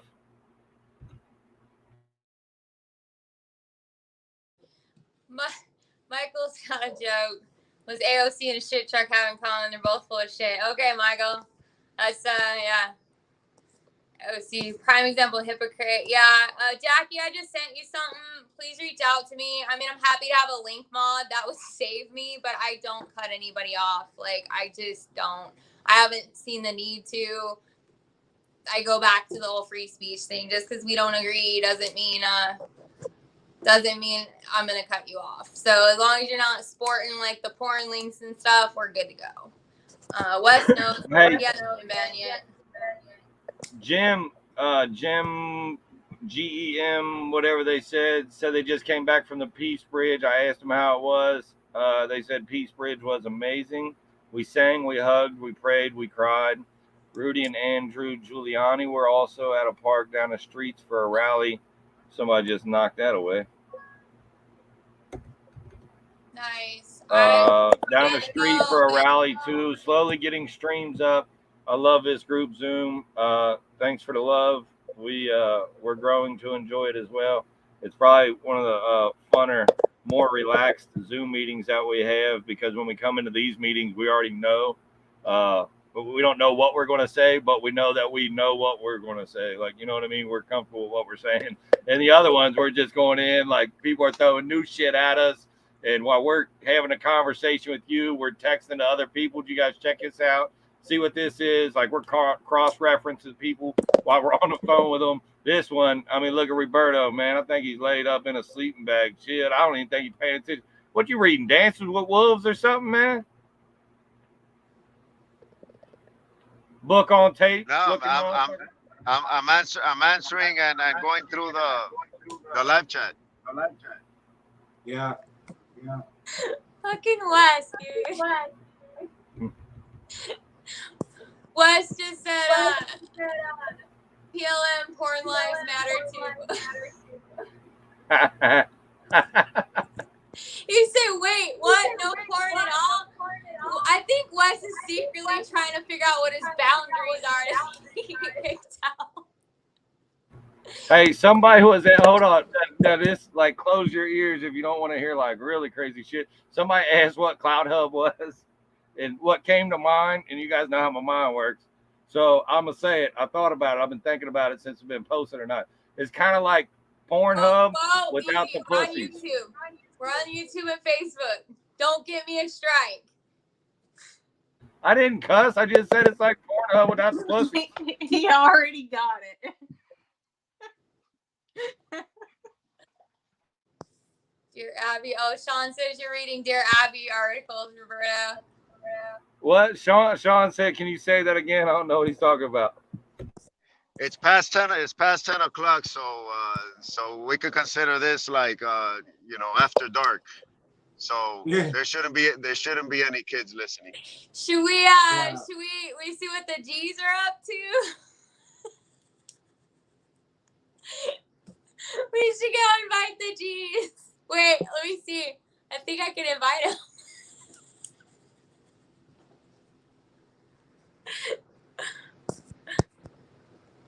Oh, Disco Potato said I'm mouthy, but he likes me. I don't think anyone's ever called me mouthy.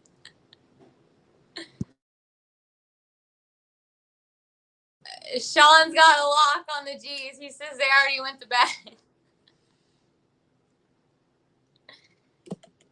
Yeah, you kids We should be stay up asleep. late around here, late.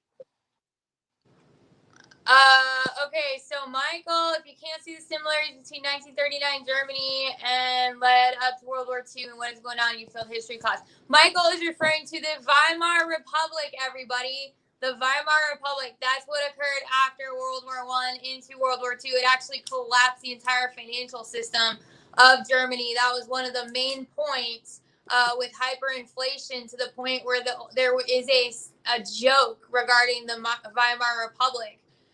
The joke is people would literally take laundry baskets full of money to go buy food. And it would be so big, if they left it on the sidewalk, people would dump the money and steal the basket because it was worth more. That is how Hitler appealed to to the nation of Germany. That was a big part of it, because they were just destitute. So, Michael has an excellent point. Maybe we need to do an education on the Weimar Republic. It's been creeping that way. I actually knew about the Weimar Republic in 2009 after the 2008 recession, because it came up in discussion and I started reading a little bit about it. Although the person I heard it from is about 13 or 14 years ahead of their time, I think. So I'm seeing it all play out right now. We all are. Hyperinflation. But remember, I made this point yesterday on a live.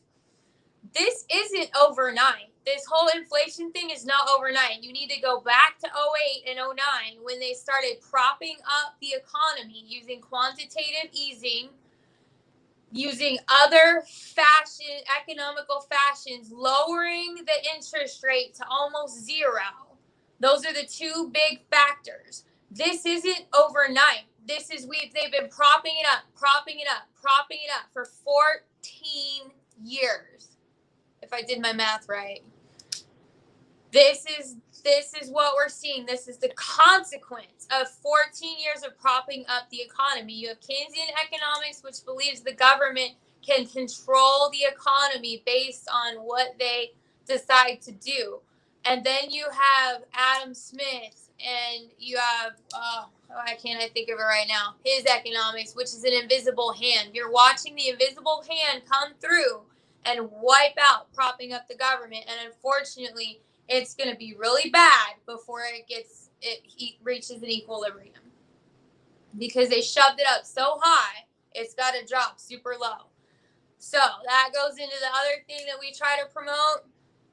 Get your food, work with your neighbors, talk to them. Maybe you guys grow tomatoes and your neighbors grow corn and your other neighbors grow potatoes. Get some friends in the country. Get some country friends because you're probably gonna have to move to the country soon. Yeah.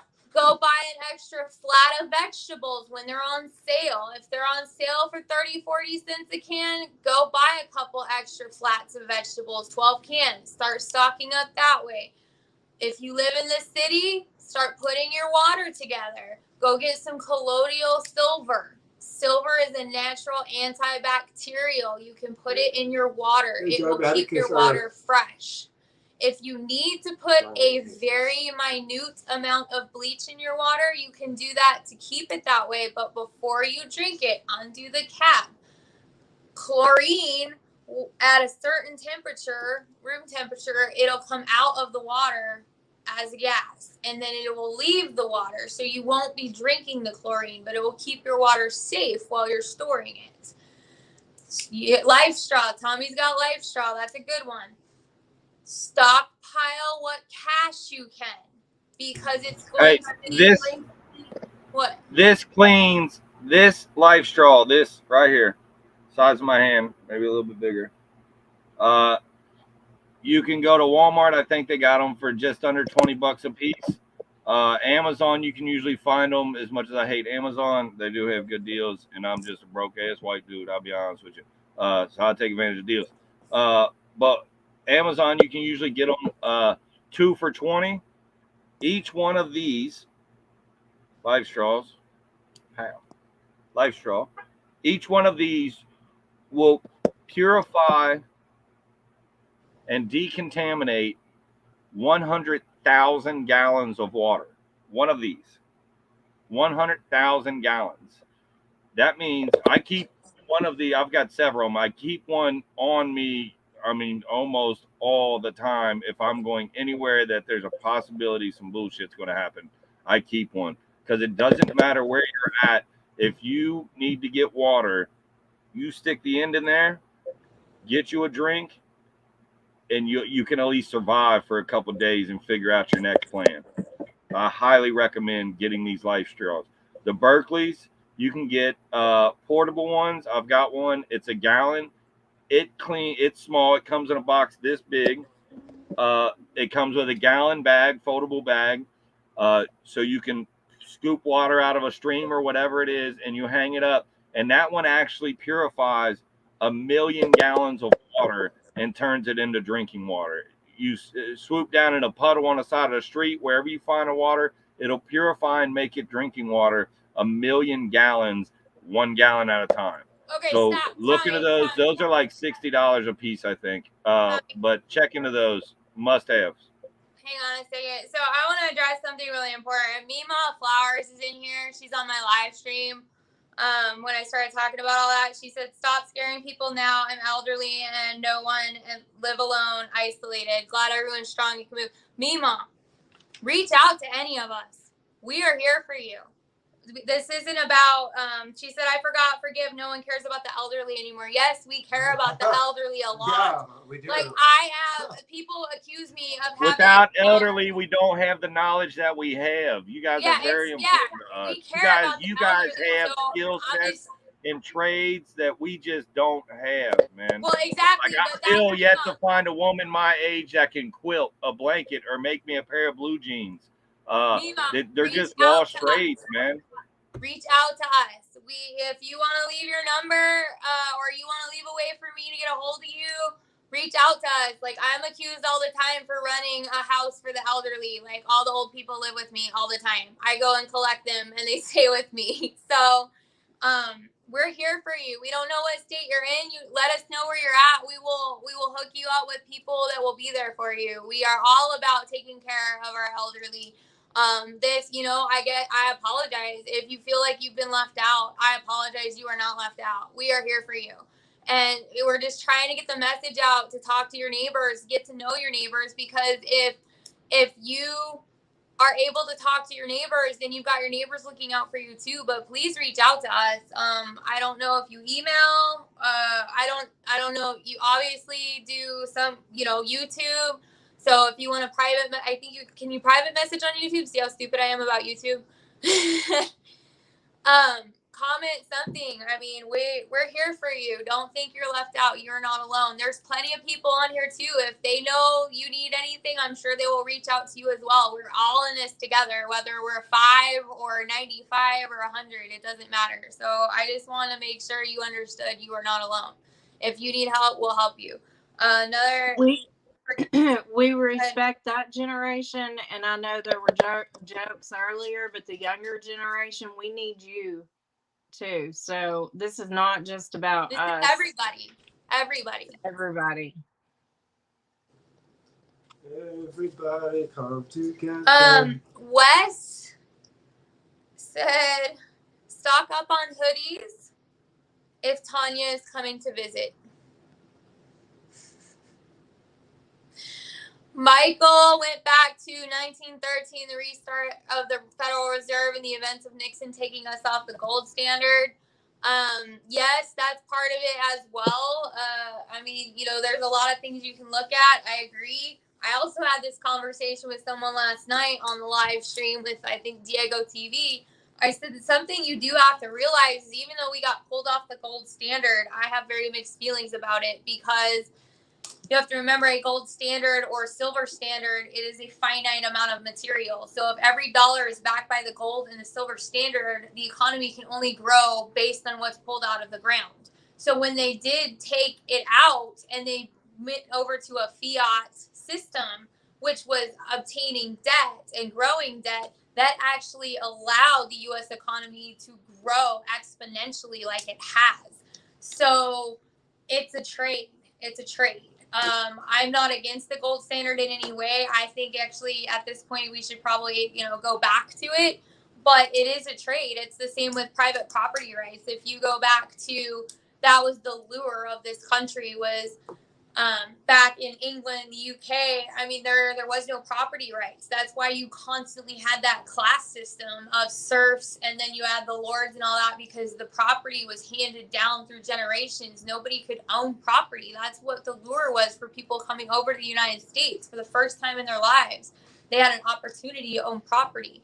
That's also how people were able to become, build fortunes and things. They all of a sudden had something to trade as leverage to grow themselves.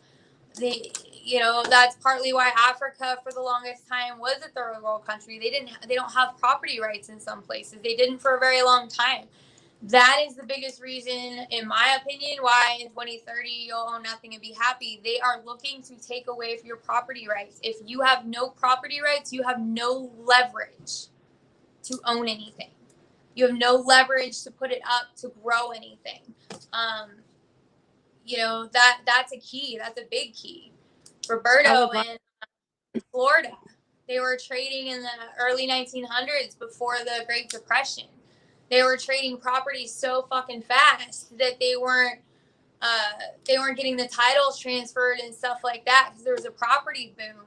And that actually, I read a whole thing on it in economics class. That actually led to the Great Depression, and I was like, oh my gosh, because I was in the university in 2008 when it crashed, and it crashed for the same damn reason as what happened just before the Great Depression with the Florida land boom. It was eye-opening to me. Most people didn't know that. I didn't know that. So anyway, I would like to go deeper into that discussion maybe in our next live. Hey, I just want to put this out there. Everybody has their own prepper, whatever, man. Everybody's got their own ideas on how they do things. We'll go back to the old saying, there's more than one way to skin a cat. Always be open to other people's ideas and what other people are doing. When I train people, I show them the right way to do something. I show them how it needs to be done. And then I also show them how I do it, what's comfortable for me and what's easiest for me and what's, what benefits me the most. Just take all the information you got and figure out what's best for you. I'm very mobile. I'm always moving, always on the go. The best thing for me is to carry a life straw in my glove box, in my backpack, in my bug out bag. That's the best way for me to do it. If the best way for you to do it is to carry you a bottle of iodine or whatever else you use to clean your water, tablets, whatever works for you. At the end of the day, as long as you've got clean drinking water, you won. You're a winner. And that goes for everything else in life. As long as you succeed and accomplish your mission, it doesn't really matter how you got there. You know what I mean?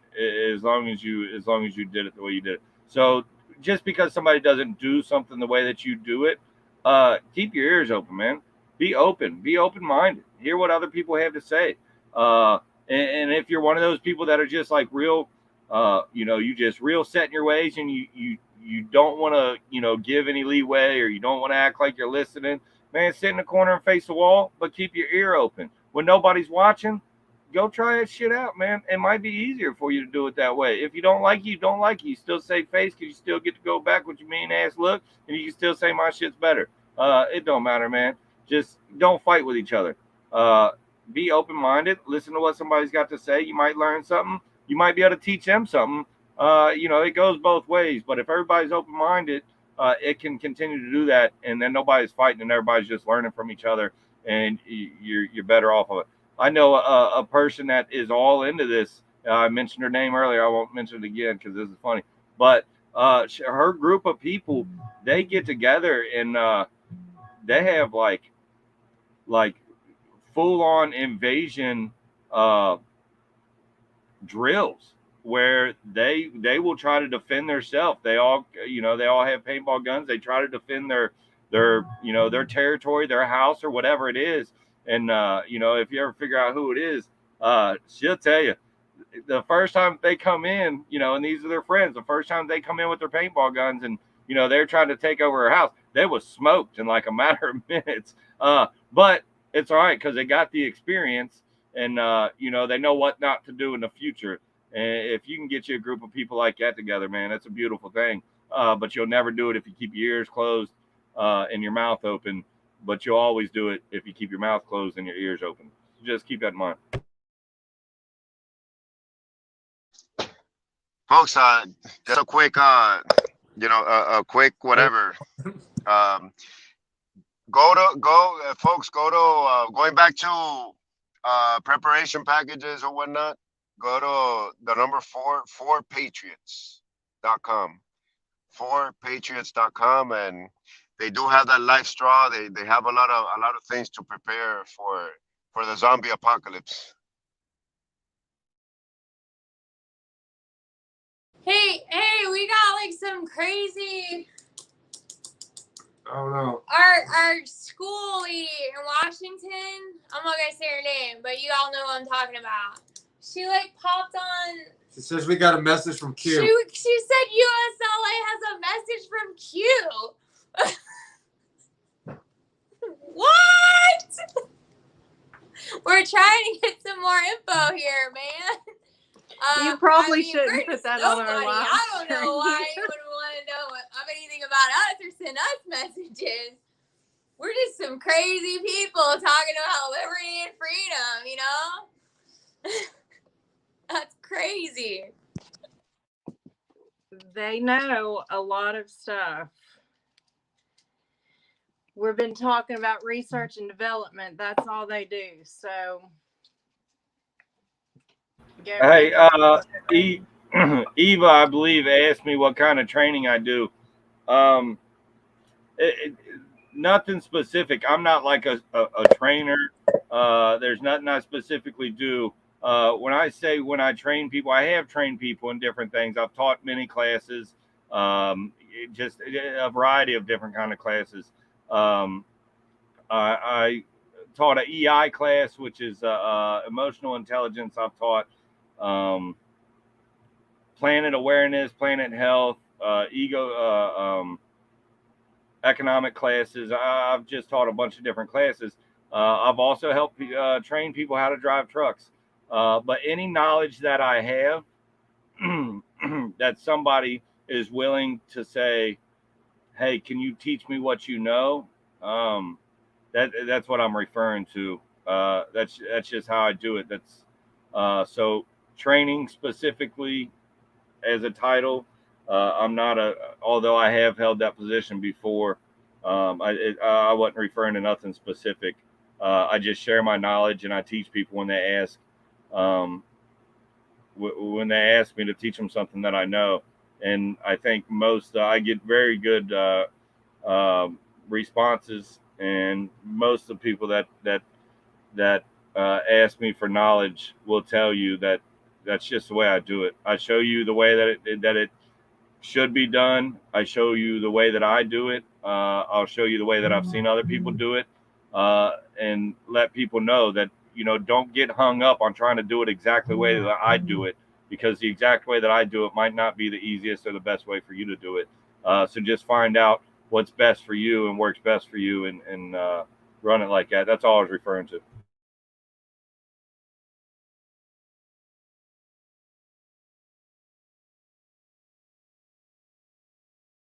What we got here? Oh, who was it? Sean. Damn, y'all's color of walls are the exact same color. Who just said that? Lamont Sherry? Same color. They're close. Like color swatches. You get just color swatch. You guys got vanilla peach. Both y'all do on your wall. Vanilla peach. What are you, gay? I wouldn't even said vanilla peach, dude. Tommy's feminine side's coming out right now. I'm like, it's white, dude. Hey, listen, man. Hey, I'm a rom-com kind of movie guy. Here we go. Lisa the Mayor, anti-gay. No, Lisa the Mayor is sick of being PC. That's what it is. I don't have nothing wrong with you being gay. Just get it out of my face. I don't know. Hey, Bam Bam, I never worked out. I never did 2 summers doing LDS, but I did in high school do 2 summers of LSD. Well, I'm going to put this out there. We are not anti-gay, but we are putting transgender crap in front of kids' faces. Leave the kids alone. Let them alone. grow up. Stop robbing them of their innocence. That's the biggest thing for me. Stop robbing these kids of their innocence. They don't need to know about all that stuff. They don't need to know about sex education at 2nd grade, and let them grow up. That's my biggest thing. I mean, I have people in my family that are gay, lesbian, transgender. I mean, I'm not gonna get into who all it is, but I mean, I don't care. I really don't. You do you. You're 18. You make your own decisions. You live your life. That's as a your own former agency. Teacher that will not go back because of what's being taught in the schools. The only thing teachers should be teaching the students is to protect their bodies. That's it. Yeah. It goes that far. So, and if there's any other kind of education they need, it needs to go from the parents. Yeah, it needs to come from the parent. I mean, that's the great debate too. Like, these parents are failing their children at the same time, and it's just like I mean, if you really want to get into a heated discussion, like, my personal opinion, I'm all for the government offering birth control or those IUDs for free, because guess what? Abortion shouldn't be the consequence of you not being able to keep your legs closed. Period. That's on you. That's not on the fucking government. Sorry, had to speak my piece. So I'm like, why can't we just offer free birth control? Not this bullshit they talk about, oh, nobody can afford it. It was like $6 at Walmart. Just be responsible. Have some personal responsibility. But I digress. And what happens when I'm up for like 2 days? We'll get hammered with the 1% that deals with molestation and rape and all that, but that's 1%. That's a different conversation. It's a different conversation. That's a different conversation. Like, you're trying to lump it all into one, and it's not. It's a different conversation. And if you want to go on to a different tactic on that too, it's like I understand, but maybe that child was supposed to be born, and it's going to be a beautiful child. Like, you just have to get over your emotions of it. I mean, I don't know, but I don't know. That's a hard topic to conversate about. Thank God I have my son. I was not ready, and I was not ready, but I knew that was the choice that I was going to make. And God's made a way his entire life. So he can do it for anyone else. I mean, my mom. You want to get down to it? My mom had a tubal ligation. She didn't want to have 3 kids. She was done it too. She had a tubal ligation. For whatever reason, they were in between the whole science of doing it one way and doing it a different way, and they did it like the old-fashioned way or whatever. And I guess it's like a 99% chance of success rate that you won't get pregnant. And I just slipped on by like 9-10 months later. You know, I mean, I wasn't supposed to be born. I can see why now to an extent, but you know, I was just supposed to be here. I guess God wanted me here. That's the way it goes. But I tell you this, and I love my mother. I really do. But I can tell how much she didn't want to have a 3rd kid sometimes. And, you know, and people get that way. But I'm sorry, like, children are precious. They're a gift. It's not their fault. It's not their fault someone made decisions or did bad things. You can't impress the evil that was done to you upon them, you know, or not fair. I mean, my mom, that none of that stuff happened to her, but she just didn't want to have a 3rd kid. So, you know, so her emotions overrode that, and I bore some of that. I'm sure it'll get to her at some point, and I'll tell it straight to her face too. Like, I know you didn't want to have a 3rd kid, the stories you told me, and that's okay. She appreciates me now, but that's a whole nother discussion for another day too. Because, you know, I take care of my people, and she knows it. So, but I'm going to Sean, just so you know, Sean, I am LDS as well. I am not a very pious LDS at times, but I am, and I keep telling people, man, LDS is one of the biggest farmland owners in the world. And I kind of have been making a joke lately because they went up against Bill Gates for 100,000 acres in Idaho, I think, off a river. Don't and bring him up. outbid them. And so I keep telling people lately, I'm like, don't you worry. The Mormons are gonna save the world. They own dairies, they own farmland, they are able to manufacture like anything they need. They have canneries around the world. You can go to a cannery and you can can your food there.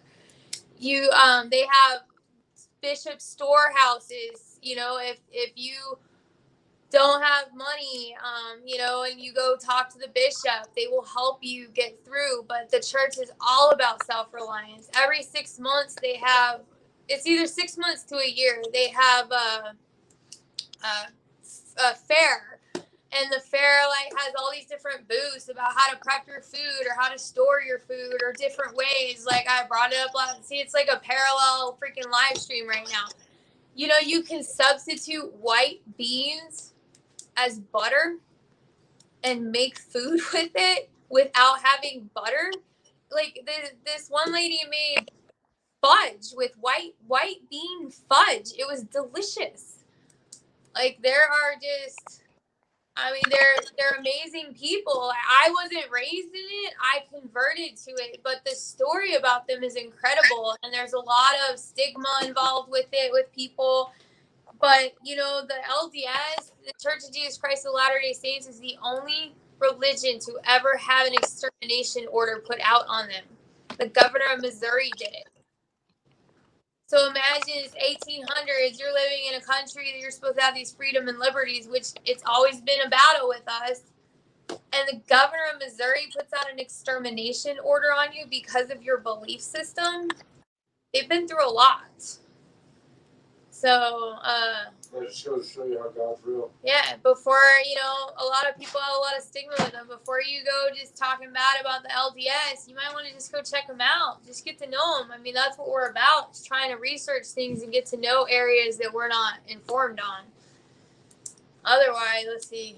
Bam Bam, Lisa's grandparents have known the whole time. You don't have to be LDS to have knowledge of the old ways. No, you don't have to have knowledge of LDS knowledge. They just put a lot more concentration in it than some people. Do your thing. If you don't like LDS, that's cool. You find a Christian denomination that works for you, right on. You don't believe in God, that's cool too. We're all in the same boat, man. That's what I'm trying to say. You don't have to believe in God to know every one of us here in this room right now has a different kind of faith per se. So, just because we believe differently does not mean we can't come together to help one another. Right. And that's what we need is the unity and not the division. It's okay. That's the whole beauty of the country is for us to be able to be different, have different thoughts, have different beliefs, have different ways we do things. But we still have the fundamental context of having that compass. You know, do unto your neighbor as you would have your neighbor do unto you. That is not just a Christian belief. That is just a fundamental societal guideline we need to live by. So, B Taco Joe told me today he won't be able to come back this time. I don't know who that is, man. I'm sorry. So, there's my preaching for the day. I'm sorry. I've been preaching today. God's real. Sorry. I'm not sorry. Oh, I offend all the ones who don't believe. I'm so sorry. No, I'm not sorry. Just the way it is. We all have different thoughts, different opinions, you know, and you know, we can agree to disagree and still live life together. Go figure. You know, it's possible. Somebody said earlier in the live stream a way back was talking about how did the flag become a racist symbol, and I was trying to address that, but you know I could only type so fast. I do want to bring that up though. Y'all need to understand it's not. It was made into that by the other side because if they take away our foundations, like our flag, our culture, our American culture, not white culture, black culture, it's culture. It's all American. Roberto, you know, Cuban culture. But you've blended into this United States, America, and we have an American culture. If you take away the foundation of that culture, then what brings us together under that flag, watching fireworks, all the things that most of us have done most of our lives together, black, white, brown, whatever color, and integrated into this culture, then you don't have an identity. And that's what they've done is they've tried to make everything that was the American culture racist or bad or negative so they can rip away our identity and our foundation and our unity and separate us and make us divisive against each other. Because as long as we're infighting, as Abraham Lincoln said, you know, united we stand, divided we fall. That's what they're doing. This isn't about we can do all kinds of non-PC shit today. You know, this isn't about, you know, being oppressed because you're black and the white man is oppressing you. It's not about that. They're just trying to make you think that. I'm not saying there's not bad people out there that are racist. You're going to have that in everything. But in general, as a whole, we are not. We are very accepting as a country. Very accepting. I mean, there's people being thrown off of roofs in the Middle East for being gay. You know, if you're out and the gay community is out there celebrating this. I mean, good Lord, they have Pride Month right now. I don't see anyone being thrown off a roof. So it's all about perspective too, man. Like, I think, you know, this is probably one of the least oppressed countries in the world. Guaranteed. That doesn't mean there isn't wrong things going on. There isn't people that try to judge you by the color of your skin. That's just human nature at times. I mean, nobody's perfect. And some are more on one side than the other. But I'm truly against trying to teach kids to hate because I'm telling you, growing up in the 90s, we all got along. We were all into each other's different cultures. We were checking out, you know, like I had 90s rap playing the other day in my truck for the last few weeks, and one of the guys that works for me, he's black kid, he's awesome. But I had it on, he's like, "What are you doing, Miss Lisa? Are you jamming out?" I'm like, "Yeah."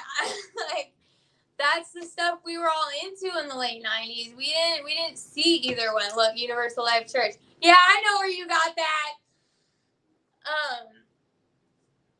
Somebody asked what you missed about the 90s. I said that we didn't see color, man. we just all got along really well. That doesn't mean there wasn't parts of the populace that didn't get along, but I just think like it really didn't bulk up to this division until about 2008 when they started just going, oh this and oh that, and but that's what they want. We were getting along too well. Frustrating. Bob Williams. Tommy, I know where you got that. I got that too, because I was bored. He has the Universal Life Ministries. That's how he was able to officiate. Are you going to bed, Tommy? Yeah, right. Okay. It's 11 o'clock. I still got to check on my pool and shit. I'm not even halfway through my day yet. The night has just begun for Tommy. Yeah, man. It just started. Lolo. No, somebody else was saying that they was going to bed, so I Oh, Deb, yeah. was just telling them good night.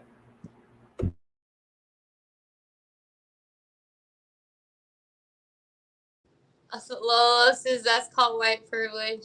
She's talking about, I don't know, because I didn't wear a shirt earlier on my live stream, or because I said thank God for freedom.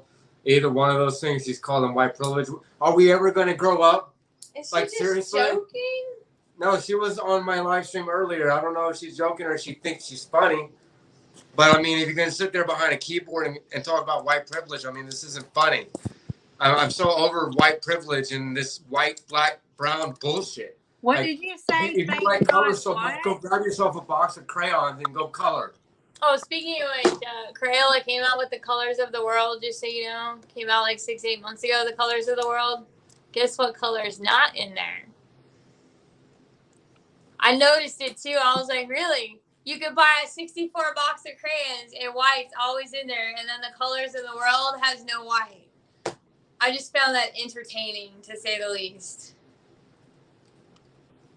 Telling you, this critical race theory has taken over the world, and it roots in Marxism. So yeah, it does. I mean, get a book, read Karl Marx. That's exactly what it is.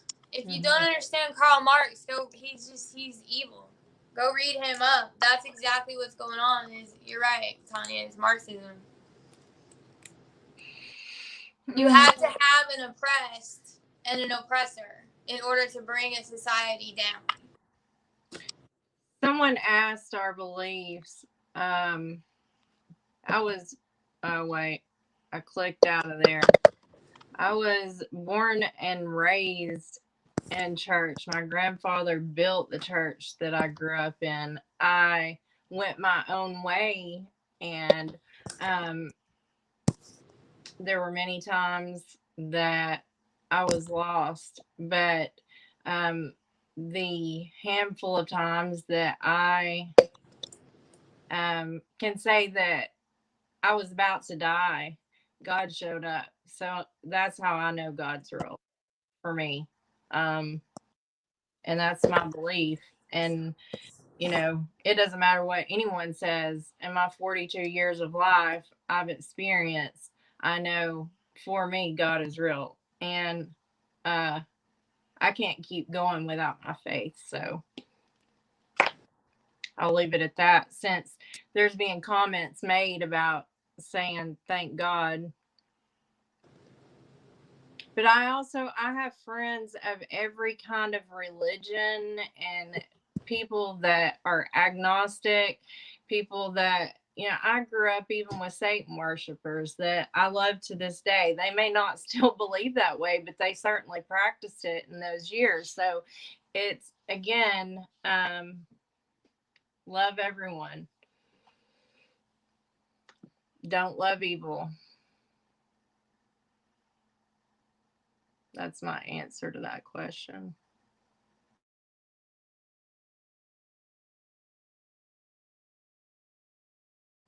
Hey, Chris, you are late to the party.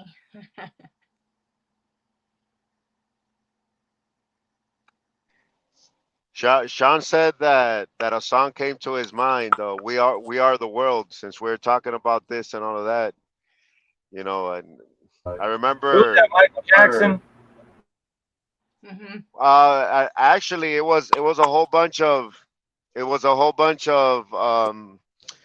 singers and artists that got together and made that song. It was like 80, Uh, 84. It was like Feed the World or something like that. we are the world. No, but it was like the Feed the World something they got together on. Somebody's gonna have Yeah, it. like the United Way. The United Way was real. It was real. Like they were like pushing to donate to the United Way and trying to create that awareness that we got to help out overseas. Oh, the poor and in Africa and all that stuff. Yeah, it was Africa. Yeah. And this, yeah, and it sent multiple messages. Not just to help out those, but that no matter what race you are, and you see all the artists. They were whites, they were blacks, they were Chinese, they were so it sent a beautiful message. And I remember when I was in school, we had to like learn the song, and during that time we would perform a lot on stage and actually sing it. So they were promulgating that message, totally contrary with what the message they're trying to push in school right now, right, Tanya? Hmm. Yeah. Um, so I mean, a little bit about critical race theory. It basically tells everyone that's why that they look through a lens that is somewhat racist. It can be a percentage racist or fully racist. And the children are asked, how racist do they believe they are? And then they use social emotional learning to try and counsel kids to not be racist. So it plants that seed before they even have it, because you can see kids. I've seen kids of all ages, especially small kids, they don't even see color. They see past that. They see completely past it. They see the heart. And um, you know, I have a lot of friends that are of all races, and they would say the same thing about me. And they're not on board with the critical race theory thing at all. But there again, it doesn't matter if we as adults are not on board with it when you have school systems that are corrupt with this curriculum that's being taught in every school. I've had people reach out to me and say, I can't believe this is in my school. And I've had people reach out to me and say, this is not in my school. And then I tell them what to go back and look for. And they come back and they say, oh, wow, this is in my school. Is in every school in America to some degree. And I have someone on our research and development team that's going to be researching that. I already know some people that have researched it, but it was supposed to be illegal. A few years ago, it was supposed to be made illegal, but apparently that law has been changed again because it's being taught still. So, yeah, it's definitely the opposite of what that message was. Um, Critical race theory is all about segregation, and it's destroying the relationships of the children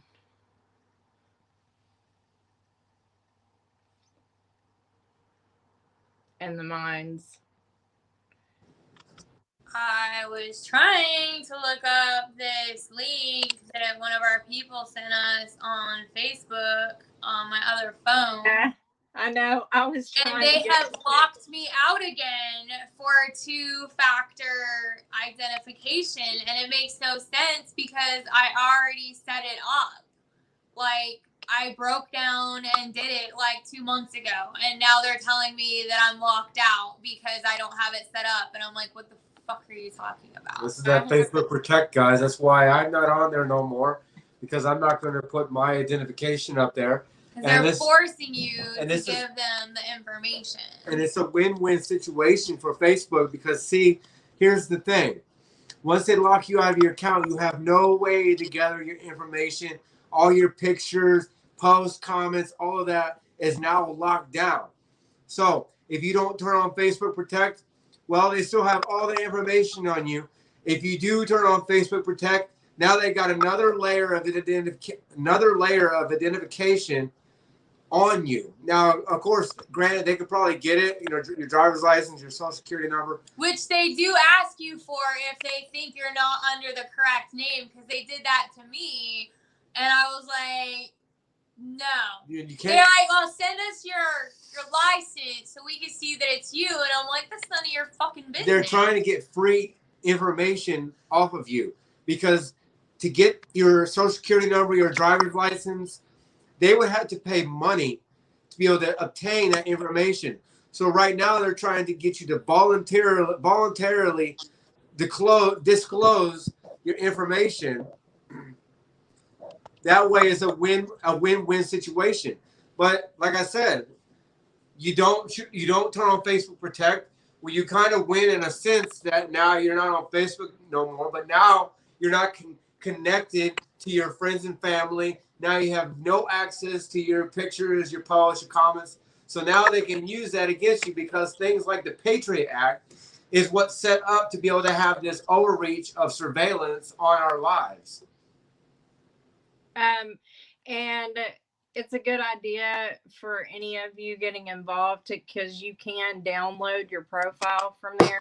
So you'll have all your pictures and everything. If you have the storage capacity to go ahead and do that, to save it. And I'll stop with the critical race theory thing after I tell you this. Go look up James Lindsay. He has all of his documentaries on, he has a podcast too, but so if you want to listen, I don't know where it's at, but because I deleted a lot of my apps, but if you look up James Lindsay, JamesLindsay, but on YouTube, it's New Discourses, and he'll tell you everything you need to know about critical race theory. Okay, Roberto, since you're from Florida, Sean's asking, while we're on topic, what are your thoughts on Florida's parental rights in education? Well, honestly, I haven't read the bill or whatever. If you're talking about the like they coined it, the "Don't Say Gay" bill, if that's what you're referring to. But according to the little bit I know, I mean, of course, it's while we're on topic, it is the parents' rights to number one, teach their children about about sex education and all that stuff, and number two, state funds or federal funds. I mean, if you yourself want to take your child into one of those schools where they teach those things, that's on you. But public schools that are funded by us taxpayers and by the state, there should be no reason why that should be taught into our schools. So the most, like Tanya said, should be taught in school, especially in elementary school, is how to protect your body and how to dial 911, etc. And maybe in high school, teach human growth and development, reproduction, and just the facts. A man is a man, a woman is a woman, and they biology. And they get together, and then sperm fertilizes, all that stuff, just the facts. After that, if they learn on their own on the street by their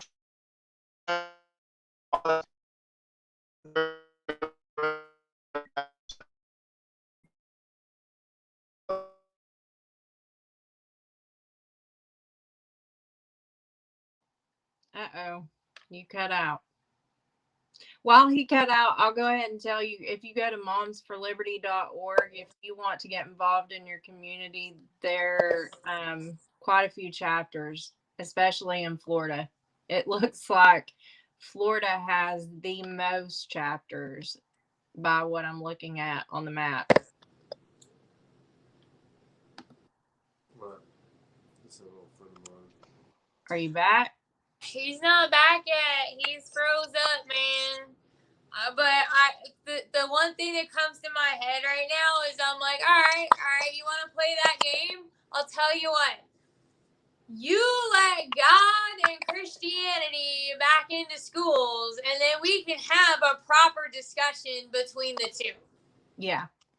So, I mean, that's kind of how I think about it. I'm like, no. You know, you want to play on the same wavelength. Let's do that. We'll put God and Christianity back in schools, and then you can have that discussion as well. But until you allow that to happen, I'm not even in it on that Start situation. saying the pledge. Parents have a right to decide where they want their children to be and learn, and he's right. I guess if you want to play the game of federal funding and taxpayer money, and there's people that are making the argument that that's taxpayer money, so you shouldn't have God in school. Well, guess what? You shouldn't have the other in school either. And until you guys decide on both of them on a level playing field, I don't want to hear it. You have plenty of taxpayers that believe in God. So, but Uncle Deuce asked, can somebody please define racism? Is it a hatred of a race? Is it knowing the cultures are different and not liking another? I'm confused. Really, Uncle Deuce?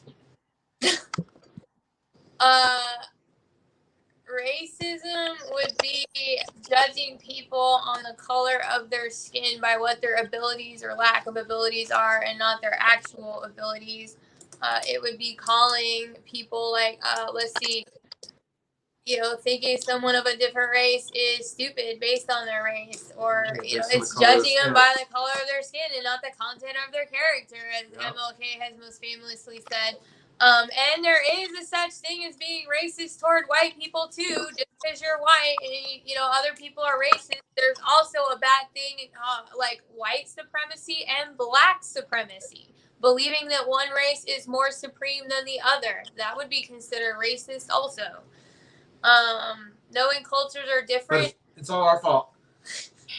Someone mentioned that there's all kinds of sex in the Bible. You are correct. I've already had this argument with plenty of people, but the Bible also teaches not to have sex out of marriage. It also teaches the history of Sodom and Gomorrah. There's a lot of history in the Bible of. So if you're talking about excerpts from the Bible that may be inappropriate, that's a thing. But the Bible in whole does not teach bad behavior. It teaches to make good choices. And therefore, if we can go back to what I said about teaching kids to protect their bodies, I'm talking just in the broad scope of things. Your choices matter. Our choices matter. We can sit here and tell you about our choices that we've made in our lifetime and how they've affected us. So it should go back to, if you choose this, these may be the consequences, and this is what you're going to have to live with. Whether you choose abortion and you have to live with the pain of choosing abortion, or if you choose to have your child and you have to struggle to survive and make it. And, choosing life, just, it brings so many good things. So, this is just a conversation of part of the hill I'll die on, I'm sure. Roberta's back. Go ahead. I just want to say real quick, I hate racism. I believe in tribalism. Just because you're about your tribe and about your people doesn't mean you're fucking racist. It doesn't mean you hate other people. It's okay to love your people, whoever your people are. It doesn't matter what they are, what they're doing, whatever the fuck it is. You can love your tribe, and that's okay. You can't be a racist because you're a piece of shit if you are. Period. Point blank. If you're racist, You're ignorant on some level. Your shit ain't connecting right. Something's wrong with you. But it's okay to be a tribalist. Like, it's okay to love your people. It's okay to want your people to succeed, whatever that is. That's cool. Racism is not, man. That's all bullshit. I just want to clear that up real quick. Yeah, racism was man-made, propagated to fuel the machine. Like, really, it's really because of our old thought patterns and beliefs. We've been groomed to believe that this is the way it is, that certain races are inferior to other races or superior to other races. But, I mean, if we take the bad players out of the equation, there is no racism. It's just a way to fuel division and control. It's really what it is. It's a way to divide the people, and when you divide the people, they're easier to control. So if you got them all hating each other, then the powers that be that don't fucking matter are going to have more ability to be able to control a smaller group of people. It's like, you know, that small fish that's in the ocean swimming by itself don't mean shit to a whale. But when you've got a million of those small fish all together, that whale and those whales are going to be like, oh, no, forget this. I'm turning around. Or the discussion I have with a lot of people for a while is, remember this, because everyone goes back, like, if you've ever read Howard Zinn's The People's History of the United States, it starts out, which is a very popular history book, more with the left-leaning people. It starts out talking about Christopher Columbus in the 1492. And when he invaded and how he just slaughtered Indians and stuff like that. I'm not going to sit there and have this debate about if he slaughtered, who he slaughtered, and how much. But the point is that up until from the dawn of mankind, in every place in the world, in every community of people, there has been only two things that they have known. You are either conquered or you are going to conquer. So you're either conquering someone or you're going to be conquered, period. This has gone on everywhere. The Indians did it.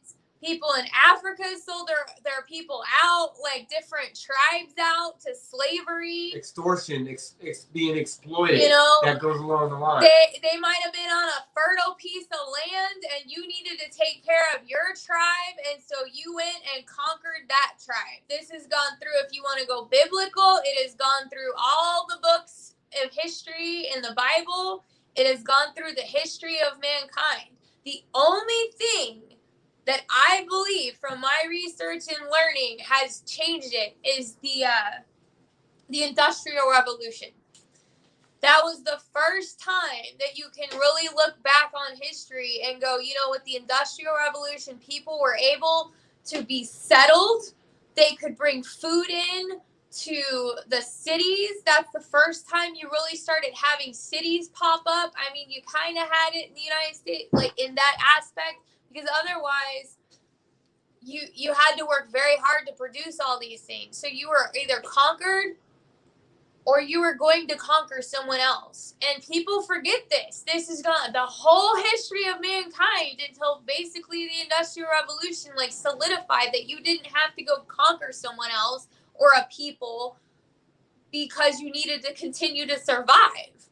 That's really what it boiled down to. And so you don't really get racism out of that from the dawn. You get, my people have to survive, and I agree with Tommy. That's tribalism. We still have to try. That doesn't make it right. That doesn't mean what was done I think is right or concur with or anything like that. It's just fact. It's just truth. And that's why I can't stand it when people go back and they're like, oh, well, you know, 400 years ago. Well, 400 fucking years ago, you were trying to survive off the land and you were here or there with your tribe. And so everybody was warring with each other to try and build up empires and stuff. That's just mankind. We're imperfect people. We don't have to be fighting over land anymore. We don't have to be fighting over food, or we shouldn't have to be right now. But, you know, you've got this global elitists that have been trying to rule the world depending on what you've been looking into, could be from ancient times on until, now, or the Industrial Revolution with the Rockefellers and who else? The Rothschilds. Ford. Where they think in their brains, we need to control this population, because they're fucking smarter than us? No. They got lucky. They had enough money on the Great Depression that when everything crashed, you could buy everything for pennies on the dollar. That's how they amassed their fortune, because the whole world went into a depression. God knows how it happened ultimately. Maybe somebody pulled the trigger to do it on purpose. Soros goes and destroys countries for that money. He doesn't care. But I go into something else too. But remember that. It's conquer or be conquered. That's what it's been from the dawn of mankind. That's why I don't accept the premise when we go back 600 years. It's also about forgiveness.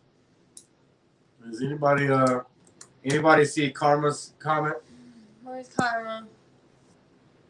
About teaching kids that we can't say, this thing that I don't like is bad, but this thing that I do like is okay with that. It's the wrong way to look at it. There are things that are inherently not okay. Not okay, like Uncle Deuce said. So it's a right to go into a public swimming pool with 11-year-olds, and I can shower my 11-year-old daughter as a dad, no problem, right? Like, there's some things that are just not right. Drag queens in front of 5, 6, 7, 8, 9, 10-year-olds.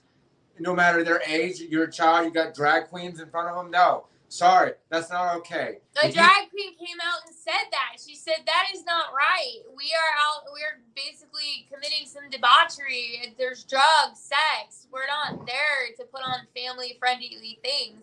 Drag queens were never that way. This drag queen came out and straight up said it. She goes, that is not a place for 10-year-olds. It's just not.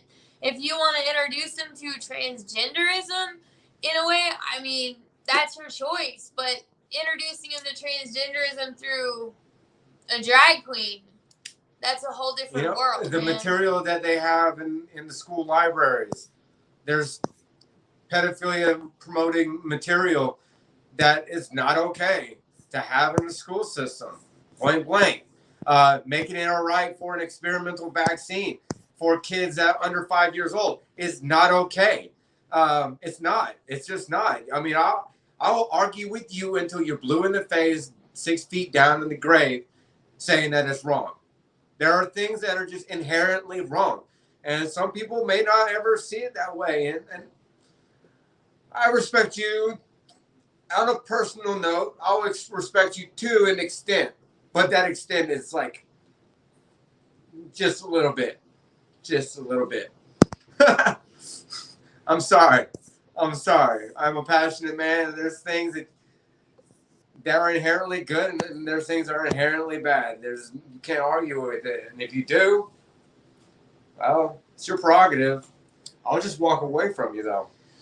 Karma, I think you're referring to the discussion I had earlier, because you said right, but my point was you're okay with teaching the Bible in school, which is in full force of sex and violence. I didn't say that. I was using the context of, if you're going to push that, teaching the transgenderism, critical race theory, and all that stuff is in there based that you feel that it's necessary, or other people feel it's necessary, but you refuse to allow like God and Christianity to be in there based on the argument, which originally pushed God out of school, was that it's federal and tax funds, and you have a separation of church and state, which was misinterpreted because it was the amendment was to protect the churches from the control of the state, not the state from the churches, which I've also had arguments with other people about as well.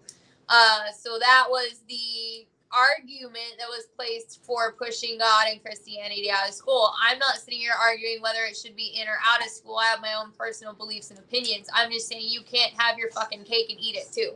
So if your argument is that transgenderism, CRT, and all that should be in the school, well, no, it fucking shouldn't be.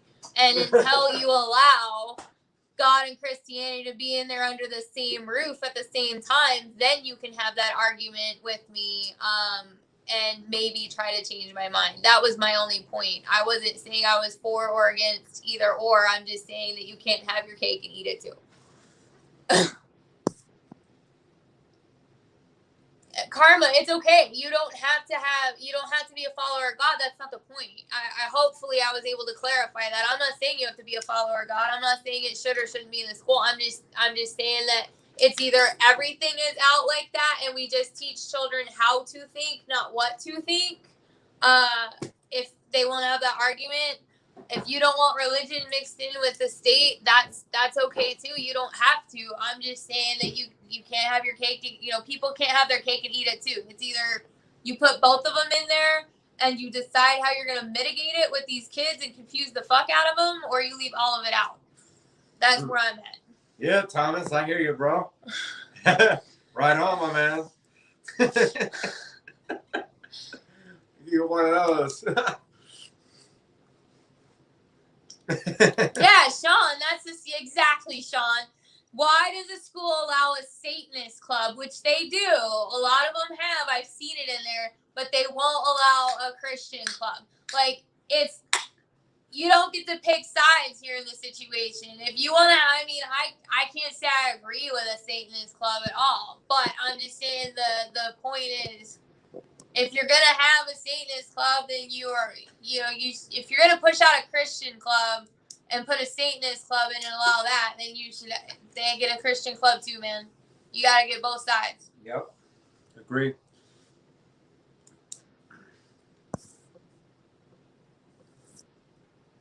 School is just a private institution. How many clips do you think we're all gonna have cut out of this and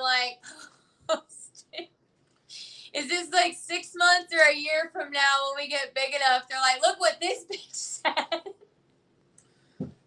Bring it on. We ain't scared of no fight. We ain't scared of nothing or no one. Where's Karma? Karma, I do want to say something to you, Karma, though. It is okay that you don't believe in God or religion. Nobody is going to look differently. That is what you believe in or what you don't believe in. And I have said it over and over again. You do not have to believe in God. You can believe in God, whatever you want. But Karma, there is a pull between good and evil. Everyone I know, no matter what their belief system, knows there's good and evil. And there's a pull. That's why you're probably here. You know that something's not right. You don't have to believe in God to know that. You just know something's not right. And we're all here for the fundamental truths and for liberty and for freedoms, because without it, we don't have a country. We don't have a people. We're just pawns in somebody's game. And God knows what they're going to do to us because they're already doing it. So please continue watching, Karma. Please tell us if there's anything you'd like to help out with. Good and evil or broad you are not going to be separated because you don't believe in God. That has nothing to do with anything. So, Tommy's about to go bye-bye. I think Roberto can speak on that. Go ahead, Roberto. Well, Paula had a good idea, and she told me the other day, why don't they introduce, and not in a religious sense, but more in a healthy sense, because there are studies that show that there's a lot of health benefits in meditation. Why don't they show these kids and take 5-10 minutes of meditation where they just concentrate on their breathing, and I believe that will show a lot of a lot of inner peace and all that stuff, so less angry people, and so on and so forth. And you're right, Roberto. Meditation, breathing work. They took the moment of silence out of schools along with the Pledge of Allegiance. I remember that. I remember the moment of silence, but the moment of silence was more to it always came after either the Pledge of Allegiance or, well, we used to Pledge of Allegiance and then the Star Spangled Banner. We used to sing the Star Spangled Banner right after the Pledge of Allegiance. Then they removed the Star Spangled Banner. They left the Pledge of Allegiance. But yeah, the moment of silence was always after the Star Spangled Banner.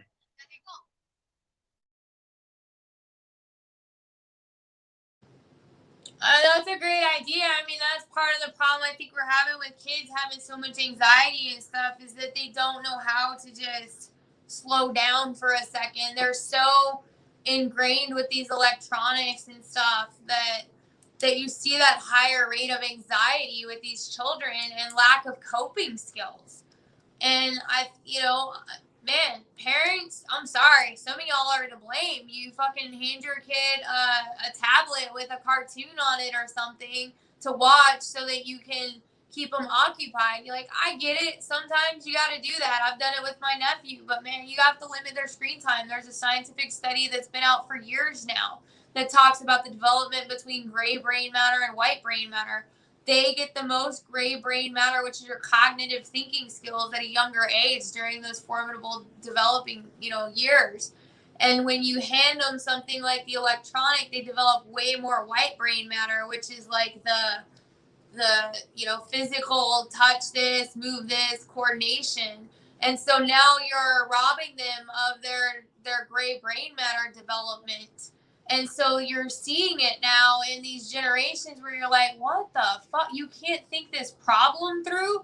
Well, yeah, unfortunately, because they weren't taught those cognitive thinking skills. They were kind of handed these electronics and developed all that white brain matter. And so you're seeing it now in these younger generations. So, and that was planned too. There's grants I'm that sure were it was given to the schools to hand these Chromebooks to every kid, and of course Bill Gates was behind that too.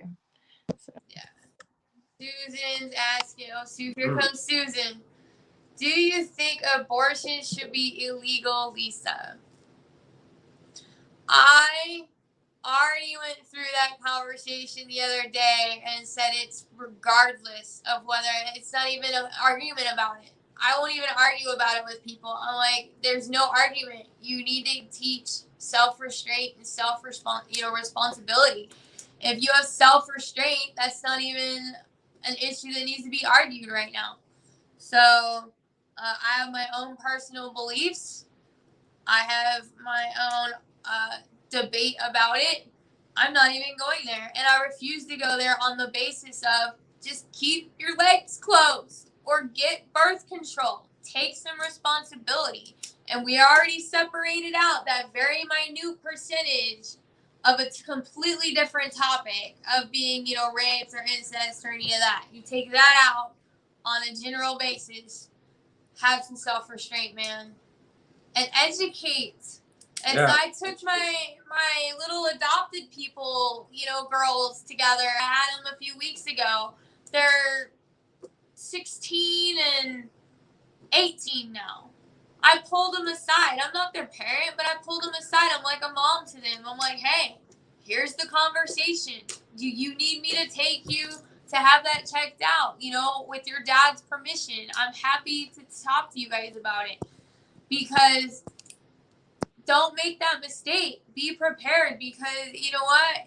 If you were to say get pregnant and have an abortion, you will never be the same from it. And I would hate to see that psychological impact happen to those little ones. When I could have just pulled them aside, like I did, and have that discussion about being responsible and have that invitation to get them taken care of that way under their dad's permission and stuff. I mean, there's no reason why we can't be educating them that way. Do you really want to put a child through that psychological trauma because they made a mistake? I don't. I'd rather try to keep them from that trauma. But, I mean, I refuse to go into that debate about whether it should be legal or illegal, because we could stop it before that. Just having those conversations and making that stuff available and educating them that way. But that's just my opinion. Go ahead. Let me add to the abortion, and this is a little personal, and I can relate to Lisa to a certain extent, but of course I love my mom and my late dad to death. before I was born, my parents aborted. Am I still on? Am I still on? Yeah. My parents aborted like 3 or 4 times. And when my mom was pregnant of me, my dad wanted to abort me too, for your information. So, but my mom fought tooth and nail so that I can be born. And I'm so grateful to my mom because I love life for me being here. So for those that push abortion, is it that they would have liked to have been aborted, or do they even think that they could have been aborted or they could have been miscarriage and not live? Or is it that they hate their life and they wish they would have been aborted, so they want to push it on everybody else? Ask yourself that question.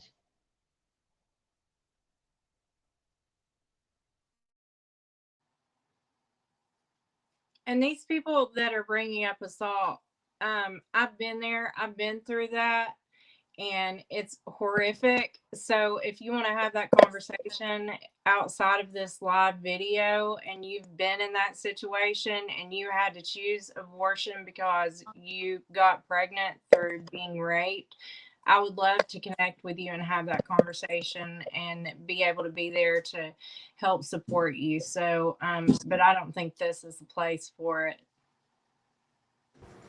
So listen, so everybody has their own choices. Your choice ain't my fucking business. Period. It's not my fucking business. My choice ain't your fucking business. If you want to encourage me and help me and give me some insight on how I can make my choice better for myself, not make your choice better for myself, but make my choice better for myself and encourage me in doing so, then you can be included in fucking my business.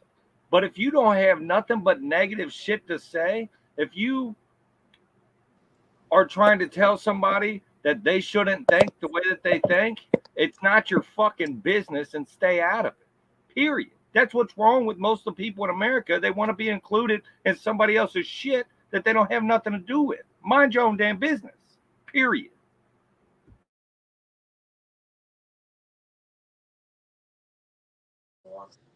Hey, Karma, I just want to put this out there on a personal note. I am sorry for the hurt and the trauma and the damage that has been done to you. I don't know you. I don't know your life, your backstory, other than what you commented. And I just want to say that I apologize. I'm sorry for the trauma, the damage that's been done to you. Know that all of us here, and I speak for all of us right here, we love you. We care about you, and we're glad that you're here. We're glad that you have a life and that you're here and you're interacting with us, because this could very well be the start of your healing for you moving forward. And I almost get emotional because I really am sorry for what you've gone through.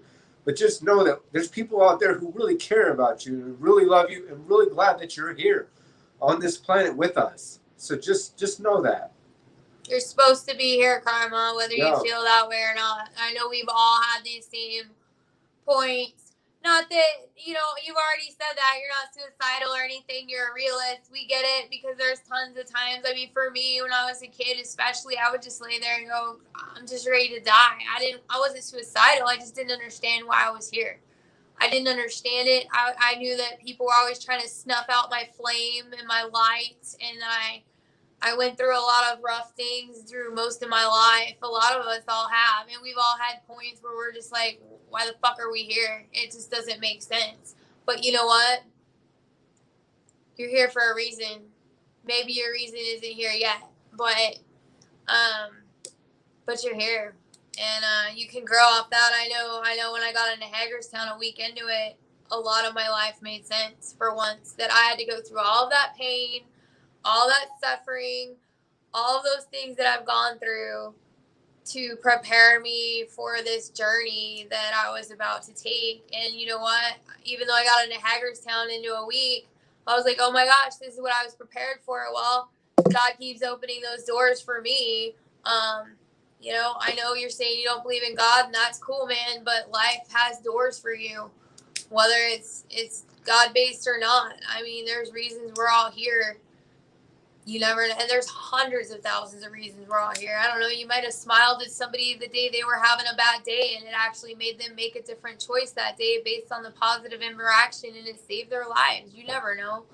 So keep coming on, Karma. I mean, none of us are going to look down. You can disagree with us all you want. That's your right to do, and that's okay. There may be things that we're not right about and you're right about. So, but I get it. She laughs all the time. That's good. That's good. But you know what? You may have come out of bad circumstances, but life is what you make of it. Not you know what? Not everyone needs a purpose. Is different than everyone has a purpose. Okay, so you may think that you don't need a purpose, but you have a purpose, nonetheless. You may not know what it is right now, but you will by the time that you are done living this life here on Earth. That's okay, Karma. Today might be your purpose of giving us a different perceptive reality, and we appreciate that. Hey, some people's purpose is just to distract people so that they get off course just long enough not to get hit by the fucking bus that's about to walk in front of. Some people, that's just their purpose. It's what they do. They just go around, they show you shiny objects. You're like, oh shit, shiny shit. And you go that way and you miss getting hit by the bus. Sometimes that's people's business.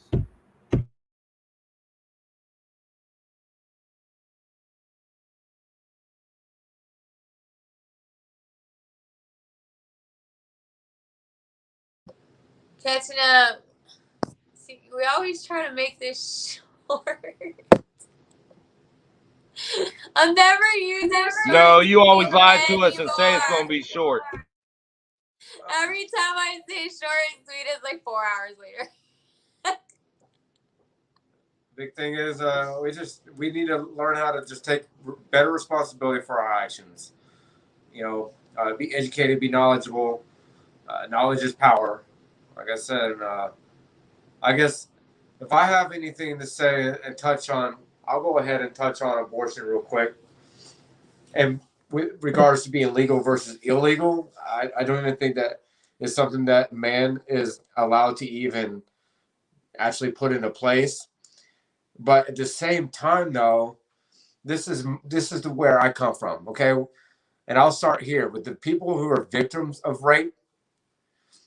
That's a very small percentage of abortion cases. At least I would believe that that's the case, because if there's some random woman that sits in her house all her life, the chances of her getting raped are very slim to none. Even when she goes out into the general public, the chances are very slim to none. I would say that being raped would probably come from somebody who's been in your life and who's been around you, or even someone who knows someone who's been around you.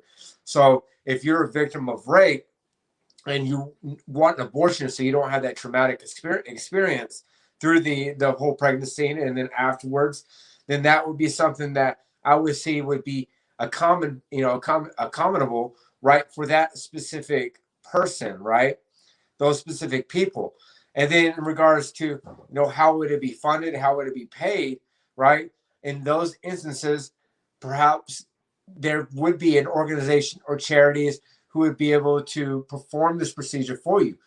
But here's the big but, is on the other side of the thing is those people who want an abortion because, like Lisa had said, frankly, because you were not, you didn't want to close your legs, you had a few drinks, and before you know it, you're pregnant, and then you want an abortion. Well, when it comes to things like that, in my opinion, if you want an abortion, it shouldn't be illegal, but you will have to pay for it. You know what I mean? Like, it's your responsibility. So if you want an abortion because of something other than non-consensual activity, right, then you should probably have to pay for that. That's taking responsibility for your action. That's what I mean. And there's a small population of people who are victims of rape and don't want that child, But that's just my 1%. 1% of abortions are from rape. Less than 0.5% are from incest. So if you take the numbers of how many abortions are done every year, and like Lisa said, that's a completely separate conversation. Those people that have lived through rape and have lived through incest, that's a different conversation. We're having a conversation about people who just want to keep having sex and killing the babies, and that, I mean, they're two total different conversations to be had. And then we're having to start having the conversation about aborting babies after they're born. I mean, why do you need 9 months to figure it out? I don't understand. Yeah, that's like the area I didn't want to go into, but I'm just saying, like, if you're 8 months pregnant, and you decide you want an abortion 8 months, fuck you. You could have figured that out way before 8 months. Or Like, there's so have that many child people, give it up for abortion. I'm sorry. You can There's cut that out and hate me all you want. there's But so many people in the world that want to on adopt. children, like, you Yeah. made it 8 months now, and you're just gonna murder, like, straight up murder a child. A child can live outside the womb at 20 to 21 weeks. So if you want to start going into the nitty gritty of stuff, let's just say if a child can be viable outside that womb at 20, 21 weeks, you're murdering a child after that point. Like, I'm sorry, that's gonna piss people off. But if you've gone that long without knowing what's going on, or you, like, know you're pregnant and then you just decide all of a sudden you don't want it, you're just not a good human being at that point. Like, you can have the conversation about, like, you're 2 months into it and you found out you're pregnant. Okay, but you're 8, 9 months into it. Or what do these other people talk about? Infanticide. You can have the child, but decide if you want to kill it up to a week later, or what California was trying to condone without 28 days later. Yeah, well, California was trying to condone murdering a child up to, what was it, 20 weeks after 20 was weeks passed. after they were born? It was And passed. condone it? I can Like- read it to you because I just found it today. It was passed. And Karma's in here talking about that too. But basically the way the law is written, it's trying to cover up botched abortions. Yeah, there's a lot to it. I don't know if we can really get into that whole thing. Karma's saying that is not just murdering a newborn. It protects the parent if the child is going to die or something. It allows them to take off life support. There's a difference, Karma, between a child being on life support and being decided to take it off and just straight killing it. I mean, that's... at least, how many stories have we heard about children that weren't supposed to live past being born, that the medical community has advanced so much. They were able, like, there's miracles of these children. That's, if a child's on life support, that has to be a parent's decision. I think that's two different discussions, Karma, to be honest with you. But I don't know why I was trying not to get super passionate about it. But yeah, it's just... It is passionate. It's passionate for me. I don't know. But like I said, I don't even like to even get into the discussion and the back and forth of, whether abortion should be legal or illegal based on the majority of the abortions that are performed, because that all goes down to teaching people, responsibility and self-accountability. And that's what we're lacking in this world is, everyone keeps getting told, these kids keep getting told, oh God, it's like one of my little adopted kids, man. She's like, I said, what'd you get on your math test? I got a D. Well, why did you get a D? Well, it was supposed to be a B. Oh yeah? Why is it supposed to be a B? Well, I put a lot of effort into it. So? You put a lot of effort into it? So you're supposed to get a B? I said, did you get the answers right? She's like, well, no, my teacher said I got these wrong. Okay, well then you got a D, dude.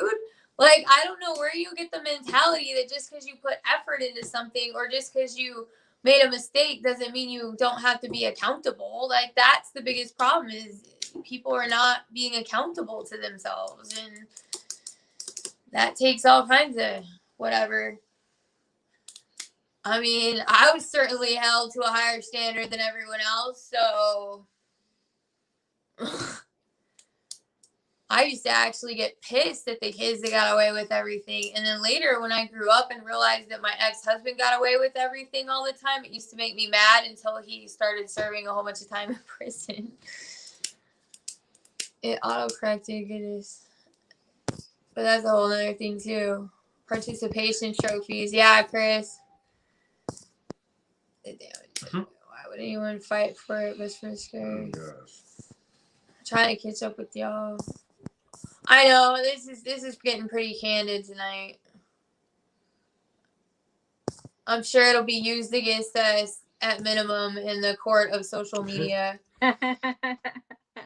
Well, you said this. Yeah, I did fucking say that. Here, go play the whole clip until you can get the context and not just the hearsay and conjecture you're trying to manipulate. Are we done for the night? Yeah, I mean, we can be. Yeah. Some people have to go to work in the morning. Jack Herbert Candy's Activist News Network. That is a title, sir. You people just didn't understand the Constitution. Abortion is a Fourth Amendment issue. It's privacy, medical privacy. Okay, well, here. We look up your Constitution and read the Fourth Amendment. Oh, Ophelia on here says something that I would like to. That's Susan. Oh, Ophelia said something that Matt would like to address here. Something about women getting pregnant because they're spreading their legs.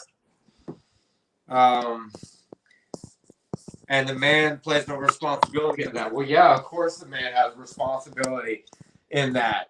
Of course, it takes two to tango. You know, and does the guy actually get a say if the woman decides to abort the baby?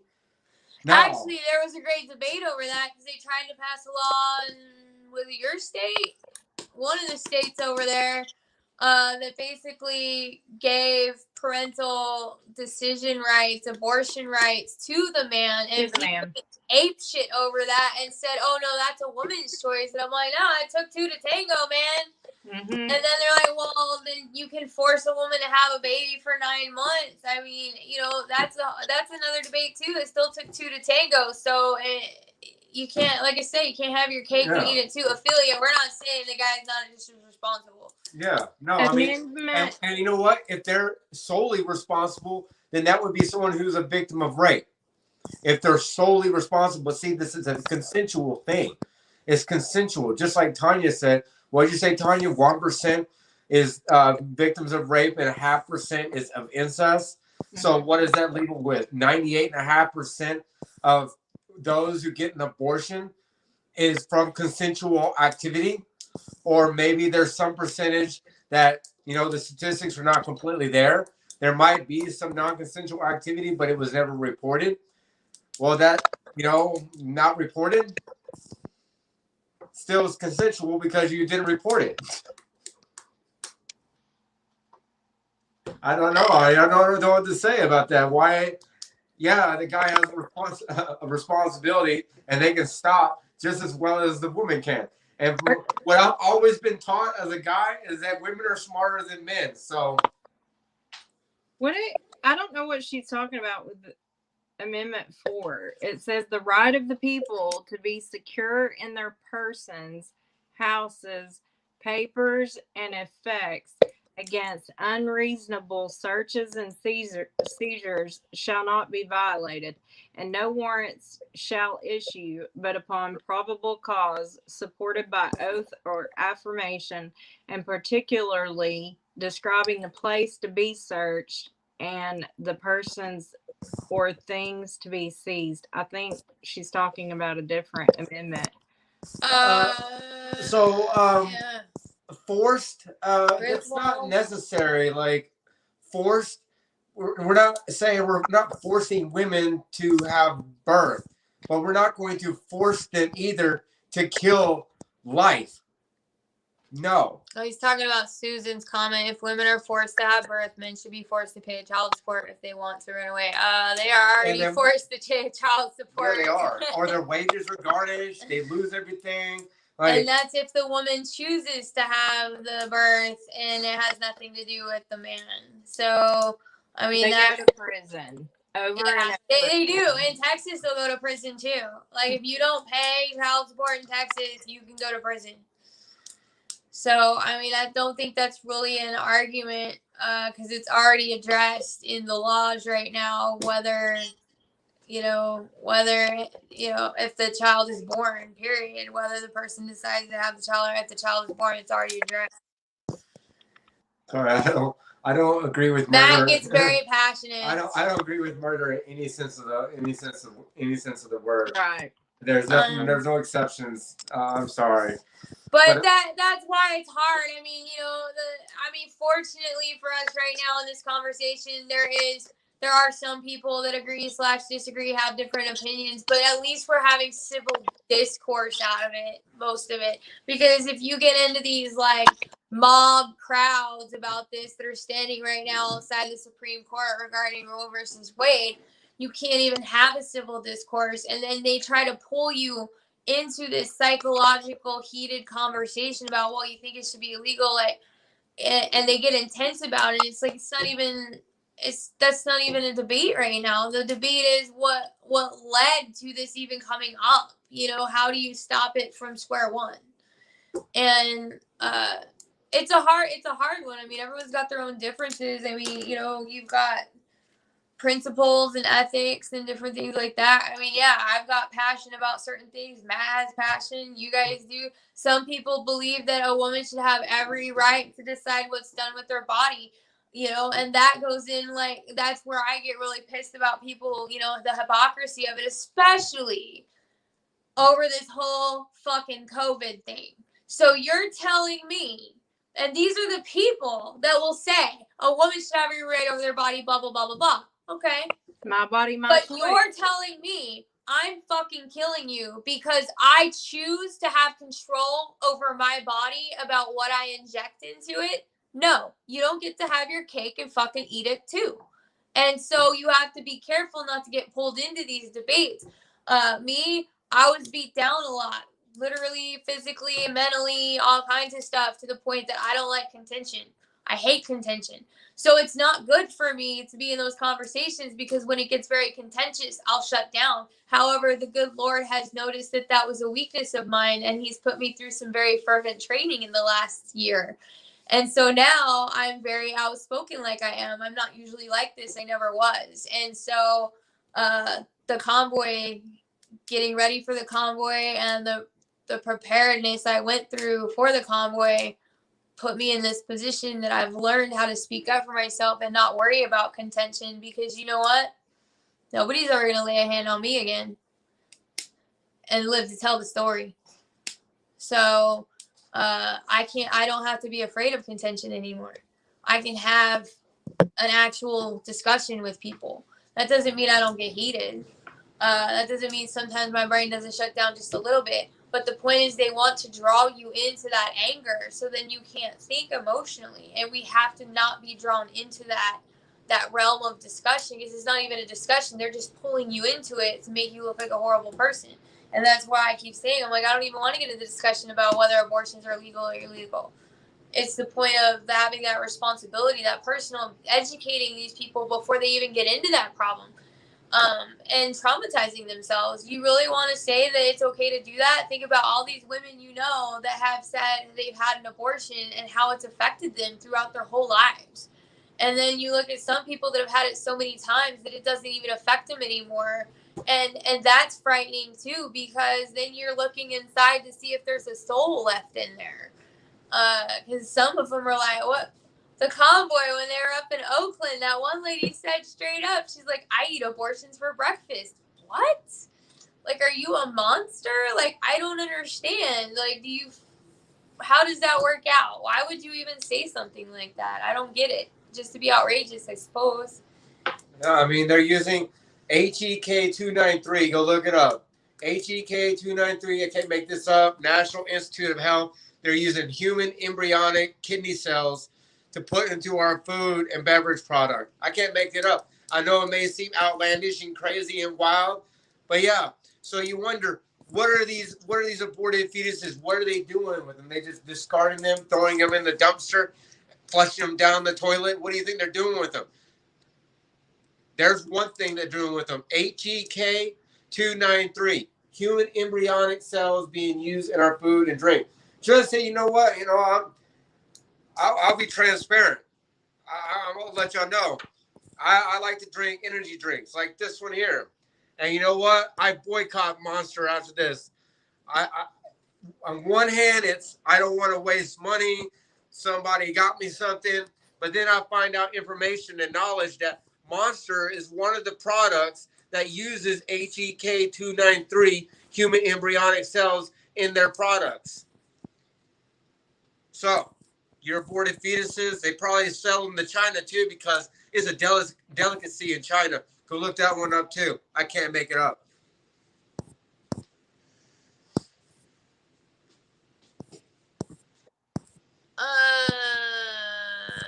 Let's see. Oh, you want I saw something good. I got you, boss. Tommy's idea for light conversation at the end went out the window. Yeah, Sasha said something real interesting. All right, Sasha. The government has always shown a problem to individuals consider black slaves to be 3/5 of a person. Think corporations or people. Don't think much of women in general at all. Okay, Sasha, I need to explain to you what 3/5 of the law was about. When that amendment of black person considered 3/5 of a person, that wasn't because they looked down on black people, because the founders saw that they were going to have to get rid of slavery. They wanted to. That was the right thing to do. The problem is that when you have a cultural acceptance of a practice like slavery at the time, you can't just run in and tell everyone you're going to get rid of slavery. That's not going to bring the 13 colonies together at the time. So with that 3/5, the South had a predominantly large slave population, and the Constitution is broken down into so Congress, was it 435 people, and it's broken down by population. So the population areas, the denser population areas, have the most congressional people in those districts. Okay, in order to keep the South from having the larger population based on the slaves down there, they couldn't count the slave as one whole person, or they would always have the majority down there and they would never be able to abolish slavery. That is why they were considered 3/5 of a person, in order to build the framework and keep the South from having the majority of population, considering based on the amount of slaves they had down there. That is why that happened. Most people don't understand it that way. I really didn't understand it that way for years. I thought the same way. Hey, you mean to tell me that they looked down so much on black people that they got 3/5 of a person, that's how they were counted by on the sentences? That's not the reason. It was because they had saw ahead to try and abolish slavery, but you couldn't go in and just say we're going to abolish it if you're trying to pull a country together. So they saw the framework to do it, and they were able to slowly mitigate that and keep the South from having the majority of population down there, which gave them the control of Congress. Hey. We've been on this live for 3 hours and 33 minutes. 333, that's an important number. But somebody commented that we're nuts, and you asked for a reference. We've already said multiple times, like, we are creating a website. We will have information on there, but when we tell you something, go research it for yourself. We're not mainstream media. We're not trying to brainwash you. We're trying to tell you things that we have researched for hours upon days, upon weeks, upon years. Go find the truth for yourself. Yeah, we can't make this shit up, my dude. He's putting, I know, do you want to put that thing you talked about with the drinks in there? With the what? He said where to go look it up. The 293 cells. It's used in lotion, shampoo, all kinds of stuff. If you just go do a simple search, it'll show up. Do somebody put in here, we're crazy or nuts? Yeah. Wow, y'all nuts. Uncle Deuce. Uncle Deuce is kind of accustomed to us, though. Yeah, Uncle Deuce, based on current social standards that they're portraying through the media and minority points that they're portraying as majority points, I guess we could be considered that, but you know better than that. We can be out there. That's the problem. Like, we have to be careful when we talk to the average person because we've learned that we've had to slow way down and just bring in like little bits of pieces of information because I think all of us is pretty much overwhelmed like 50% of the people we've come into contact with. I had a girl the other day that was like, I feel like something's about to go down. And I'm like, yeah. She's like, it's not going to be good. I'm like, no. She's like, I feel like you know a lot. I'm like, yeah. And I was like, oh, man, because it was the world, Weffy was coming in with their May 22nd date to the 28th. And she's like, I feel like you could overwhelm people with what you know. Yeah. But it's in there. We post all the time in these social forums. Other people post. It's information to bring to light so that you can read it and become aware of it and then start doing that research or following the links that go straight to the government documents.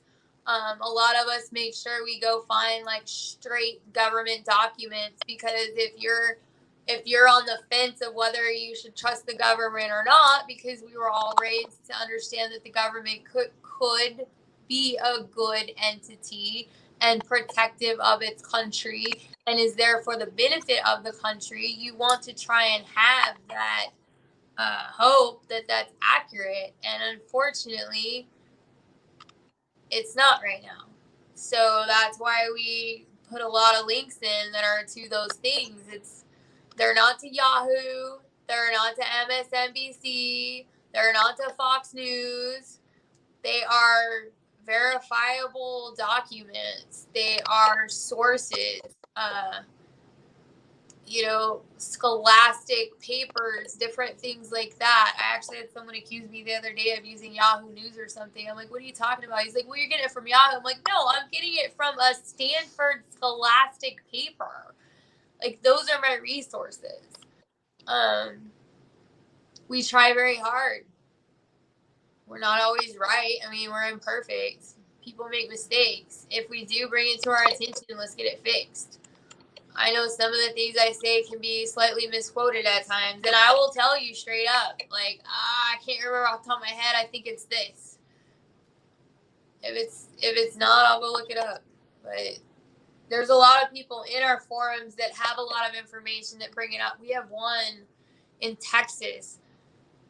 Every time she posts something, man, she went and she made sure that it was all verifiable and, about the food processing plants and stuff. And then we're able to like double check that info and send it out to people. So this is a group effort. This isn't just us, that's for sure.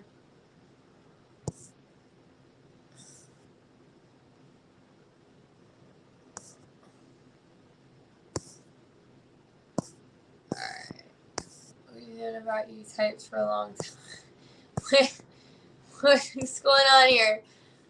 We got Freedom Phoenix, Soylent Green as people. Yep, that's from Logan. Isn't it from Logan they brought in Soylent Green, that movie? Yeah, Roberto knows.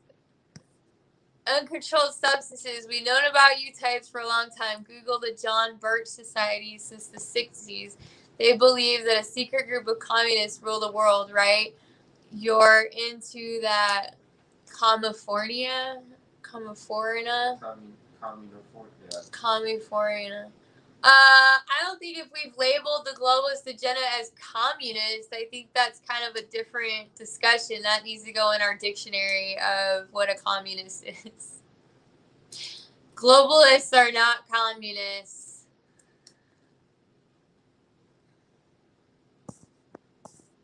Do you guys agree? Do you think a secret group of communists rule the world? Uncontrolled substances? Nazis. No. That's Nazis. No. It's not communist. Sorry. You're like here, unfortunately, and we're like way up here about that. It's definitely not communist. We can definitely have that discussion. Roberto agrees. Tommy's gone. Let's see. We're looking here. Brenda, please explain what USLA is about. Where's Tommy? He's like really good at putting it out there. He just shut down for the night, huh? Where's Tommy? He's probably checking on his pool. Brenda asks, please explain what USLA is about. First of all, we stand for United States Liberty Alliance. Tommy is really good at giving a pretty good description, I guess, broad-based. We are for our liberties. We are for our U.S. sovereignty.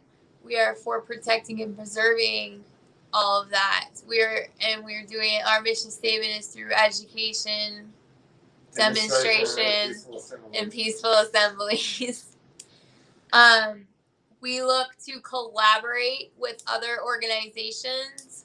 We are not looking to tell people what to do. We are looking to educate people so that they can see for themselves what's really going on in the world. Tommy put it out in our introduction. If you actually go back, there is a USLA Live introduction. That was our first episode about a week and a half ago. And it has a lot of good information about what we're doing, who we are. We have a stated goal that Tommy put out on Blast a week and a half ago that, you know, we're all for the local and the state and all that in our mission statement, but our ultimate goal is to cut the head off the snake with the globalist agenda. You can call it what you want, the Great Reset, New World Order, those people in charge that are trying to manipulate and control the world to their heart's desire. We gotta put Roberto in here. We feel that if those people like Klaus Schwab, Rockefellers, Rothschilds, people involved with the World Economic Forum, which is probably going to get kicked off again, International Monetary Fund, that is private bankers altogether dictating a world, you know, an international. Again, owned by the Rothschild family, the Rockefeller family. They own all these banks, y'all. Can't make it up. We're eventually going to have all this information. We'll have all of it in a lovely pointed diagram for you soon. A pretty infographic, so you can check it out. That is our ultimate goal. We're going for the top. We're going for the top. So Tommy was able to put it very eloquently. But that is kind of what we're about. We're all about collaborating and coordinating with people and organizations. You know, we got to get the head count. We're not going to sit there and go, oh, you're with such and such. Well, you should get rid of them and come over here. No, we've got several organizations that are on weekly meetings with us that we collaborate with. They're running their own deal. They understand how it's working for them. Every part of the country is a little bit different. It's going to be operated a little bit different. We're just trying to provide a a safe haven, a collaboration. What am I trying to say, Tanya, here? Not standards. I can't think. Like a structure, a consistent structure that we can all work with. Within each state, is that what you're talking about? Yeah, within each state too. And just for us to, I was reading the questions. People are asking about AI and Q and all kinds. They're trying to get us sidetracked. So I'm just gonna quit looking at the comments. I just thought that was important. She asked what USLA was. I mean, that's kind of the So the goal is for each state to reach out to organizations within the state and unite them. There's organizations that are fighting the school boards. They're already there. There's organizations that are fighting voter integrity. There's organizations that are already fighting medical freedom. There's all different freedom fighting organizations within each state. So to unite all of them, for us to be there to get the information out about their organizations and their events. Also for us, we have a call to action from United States Liberty Alliance. After we've united with all of these people, we've helped support them. We will gain their trust and support as well. We already have in quite a few states. So that's one of the common goals between the states. We have the structure that Lisa was talking about in place with research and development, public relations. I always forget the third one. Website and email, not email, website and social media. Social media, web and development, implementation. Then the fourth one's effective convoy communications and strategies. And then the fifth one is security, whether it be cyber or physical. So we are building those teams in each state, and therefore when we have those teams and that foundation in each state, then we have the numbers, and we that's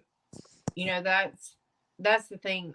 To get people educated, we have to work on a community level and on a state level. And someone asked if Tommy is the leader. We all pass the torch around from day to day and from hour to hour. So the 5 people that you hear talking in here run the caboose of this train. So and we have so many, and I've said it multiple times in this meeting, we have so many wonderful people that have joined with us and support us and are helping us, and we're thankful for that. And they're not going to all be 100% on board with everything we say. Roberto's not going to be 100% on board with what I say, but we have a common goal of restoring liberty to our country, which has been lost. There are crimes against humanity that have been going on for a long time, and in the past 2 years, 2.5 years, a lot of people have woke up to it. Like, what is going on? What are these people doing? And they are puppet masters and pulling strings. Our government doesn't even control anything really. They're just signing papers saying, okay, you got, like Lisa said, all those organizations, and if you look at Bilderberg, then it is a thing. And they are citizens just like we are, and can be held in a court of law for these crimes against humanity. And if you want to go back to what Roberto was talking about attending this weekend, if you look up Crimes Against Humanity Tour, they are already... We put out the information about grandjury.net. If you want to, it's grand-jury.net. If you want to go watch those days, they've already put out a model trial of how these people can be held accountable. And so that's the same thing that Crimes Against Humanity Tour is doing. And so that's the goal, to take the head off the snake. There has to be justice. There's so much trauma that people have endured, and I get really passionate about this conversation because I've endured a lot of trauma myself in my life, and so it's easy for me to recognize how much trauma people have been through in the past few years, and in years past too. But there's a lot of things going on. There's psychological warfare, there's cyber warfare, there's obviously bioweapon warfare. There's many ways that they have warred against we the people, and it's time for them to be held accountable, just like anyone else would be held accountable. That's what our court is for. So I don't know if I answered the question. I went from the small structure of what we are doing to educate the people on a community and a state level, and I went all the way to the top of the mission and the goal. I think people get confused, and I've noticed this. I don't know if Roberto and you guys have noticed it too. They get really tunnel visioned, and they think, well, what's the goal? What's the goal? The problem is that our goal is fundamental, but that has a lot of things incorporated into it, and so even all of us have to slow down sometimes and be like, all right, we can only focus our energy on like 4 things at a time, even though there's 50 things going on that are all interwoven. So it's been a learning process for us too, because when you first start getting into this, as a lot of people, they're starting to wake up, they're seeing it on their local level. They're like, wait a minute, why does our county have an emergency declaration for COVID? Wait a minute, why does our state? We also know the national does. So you see it from 3 different angles on a local, national, and state level. But then you're like, well, where do you start with that? Well, of course you need to defeat the ones in your county and your state and the national. But why are they all working together and conjoined?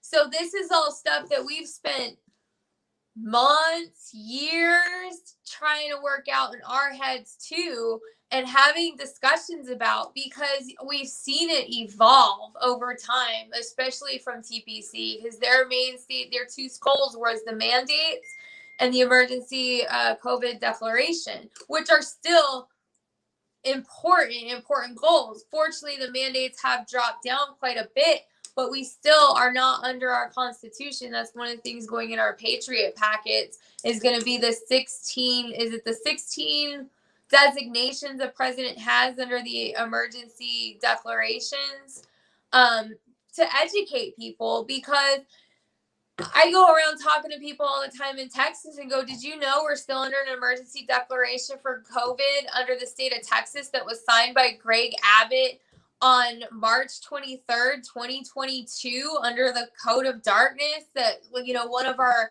research people actually found, had to dig through documents and find because it wasn't posted anywhere.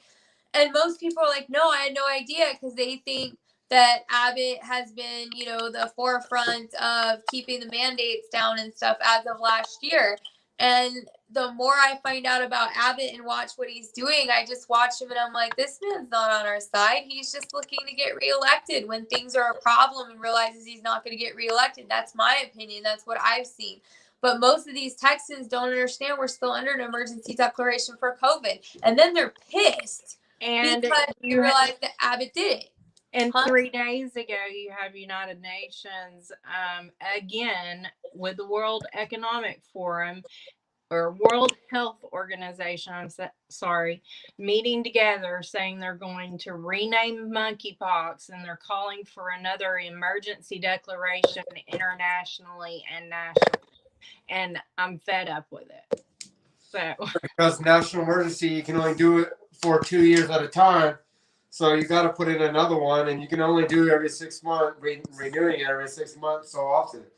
So, let's bypass that, put in a new emergency declaration, which will last for another 2 years. This is from the National Emergencies Act. It's what I'm reading, one of the things I'm reading, so I can't make this stuff up, right? 2 years. So, yeah, let's go ahead and create another one. Midterm elections are going to come around. Now, this right here is just a hypothesis, a well-educated guess that they're going to put us down in lockdown right before the midterm elections, and they're going to make us try to do a digital ballot instead of actually be able to go out. Y'all just wait.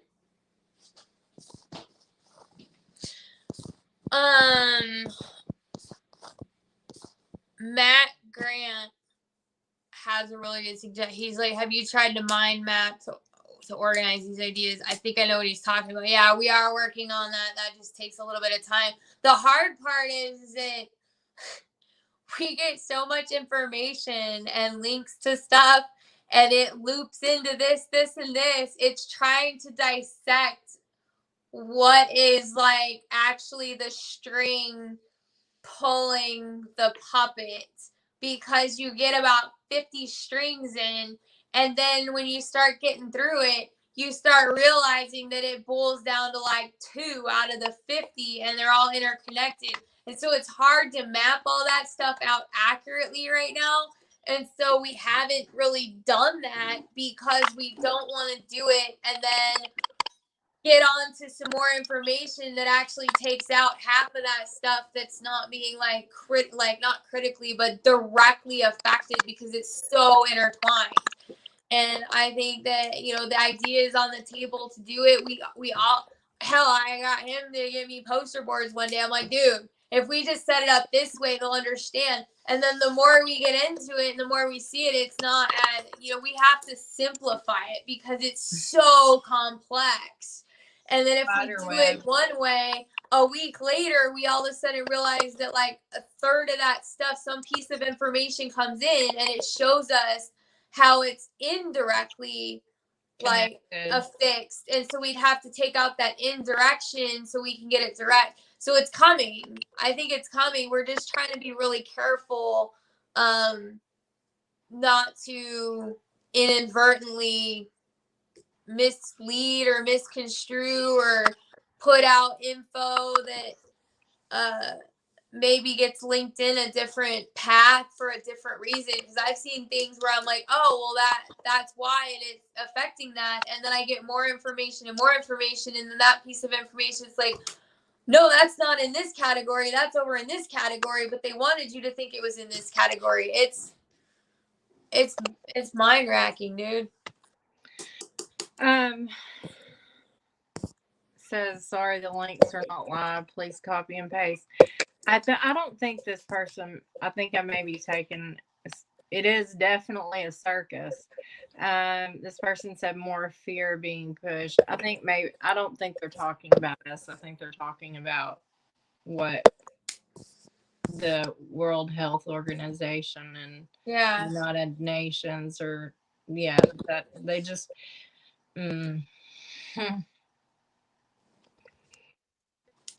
Yeah, Pepsi is definitely part of the World Health Organization. So one way to stop the money flow to the World Health Organization is stop supporting the products. Stop supporting Pepsi products. Yeah, it might suck at first, but you will survive. I promise. So Matt did research on the World Economic Forum, and there's 861 companies that support the World Economic Forum. And if we want to like change the world for the better, and we don't want to, we have to start locking it down and stop supporting these companies. There's so many of them. It's difficult. It's like who orders from Amazon all the time? All of us did. I've changed your habits one company at a time. I've stopped ordering from Amazon. I went to order from Amazon the other day and I smacked my hand and said, no, go find the company. If you want, go into Amazon, you can see who the company is and you can order directly from the company. You might not get it fucking overnight, But you know what? I mean, there's just small sacrifices to make. I love Pepsi. He brings me this to my attention. I'm doing my own research on it as well. When I conclude my research, if it's as Matt stated, which I'm sure it is, then no more Pepsi for Lisa. You know, I mean, I've decided to stop buying it right now. I still got a 12-pack left. I already bought it. I guess, you know, I can't be that pious and just dump it out like other people are stronger than I am. I'm like, man, that's just a waste of money right now at this point. But I'm gonna, you know, I won't buy from them. There's other companies that support the World Economic Forum.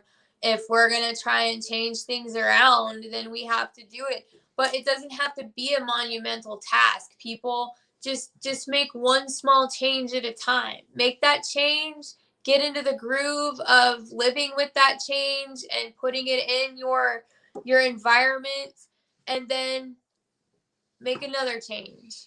I mean, it doesn't have to be everything overnight. 861 companies. I mean, it's going to take. He has that list, by the way. I guess we'll be posting that later. Well, I mean, it's very, and I'll give you the source link too, straight from the horse's mouth. You'll be able to feed yourself with the knowledge as well. Right now, just so you guys know, because I know some of y'all asking about the HEK 293, and you went to the National Institute of Health article that I posted, and you're maybe not really understanding. That's right. There's a company called Synomics Incorporated. Synomics Incorporated is a biopharmaceutical company. They have I don't know how many patents they have, but I'm going through actually the patent website right now, and just so I can scroll to the bottom and show you guys how many pages. You see that? They probably don't see it. You're gonna tell them. There's 10 right now. There's 10 pages. I don't know. I'm on the 6th page of all the patents that Synomics actually has for things like methods of identifying modulators of bitter taste using HTR or HT2R50 receptors. Like, what is that? Why do they have a patent on all this shit? So I just want y'all to know that I'm doing research for you guys, like I always do. So y'all have that credible evidence that Synomics is using HEK 293 in products such as Pepsi products and other products. Because see, that's how they do it. One company is linked to another company, is linked to another company, linked to another company.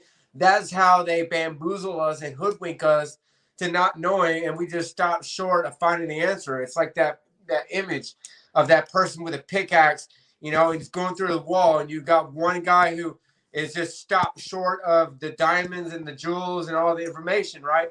Then you got the other guy who just keeps on persevering and keeps on going through and knocks through that wall. So it's just a matter of time that I find the information for you guys. So you don't have to take my word for it. You can actually go and see it and read it yourself from an actual legitimate government website. So I'm going to go sit down and I'm going to go find this information for you guys. And then we're going to post it where? It's going to be posted on Clout Hub. Should we put the link Hey, up? I just want to say, just coming back to this meeting. Sorry, I'll explain that in a second. But man, listen, what you guys are doing right here, where I hear you guys talking and the people are typing and people are throwing ideas out there and everybody's giving their opinion. This is what we created this for. This is why we started this, is to unite everybody. We're not here trying to push anything on anybody. We're not trying to push ideas or anything else. We're here to brainstorm with all you guys. So, man, thank you all for being here and doing this. This is why we created this stuff. I do want to take a second, and I don't know where Matt went. I had to step away for a second. There's a bunch of sirens and stuff, and I stepped outside. I don't know what happened. Crazy shit. The air care came. There was a police chase. Left my neighborhood. I live in small town Burlington, Kentucky. I don't know. It was pretty shitty. I think helicopter came and was on the ground for about 10 minutes, which is never a good sign. And so I don't know, but that's why I had to step away. So if you guys, just kind of keep whoever that person was in your prayers. I don't know what just happened, but probably some crazy shit. But that's why I had to step away. But yeah, you guys are awesome. You guys fucking rock. That's what all this was about. That's why we created this. Everybody come together, get everybody listed. It's going to take the American people to make any of this shit happen. Period. That's what it's going to take. That's what we're trying to do. And the only way we're going to be able to do that is if everybody can get what they've got in their mind. We have to brainstorm. We have to come up with a way to make this happen. And we have to get the information. I mean, I see people jumping in rabbit holes when I go back and read these texts, man. I can tell by the way they're progressing and the stuff they're chatting that they're actually going into rabbit holes right now during this meeting to figure this stuff out and bring it back to everybody. That's what we have to do, man. This is so awesome to watch this unfold, man. I love each and every one of you guys. You guys are awesome. So carry on.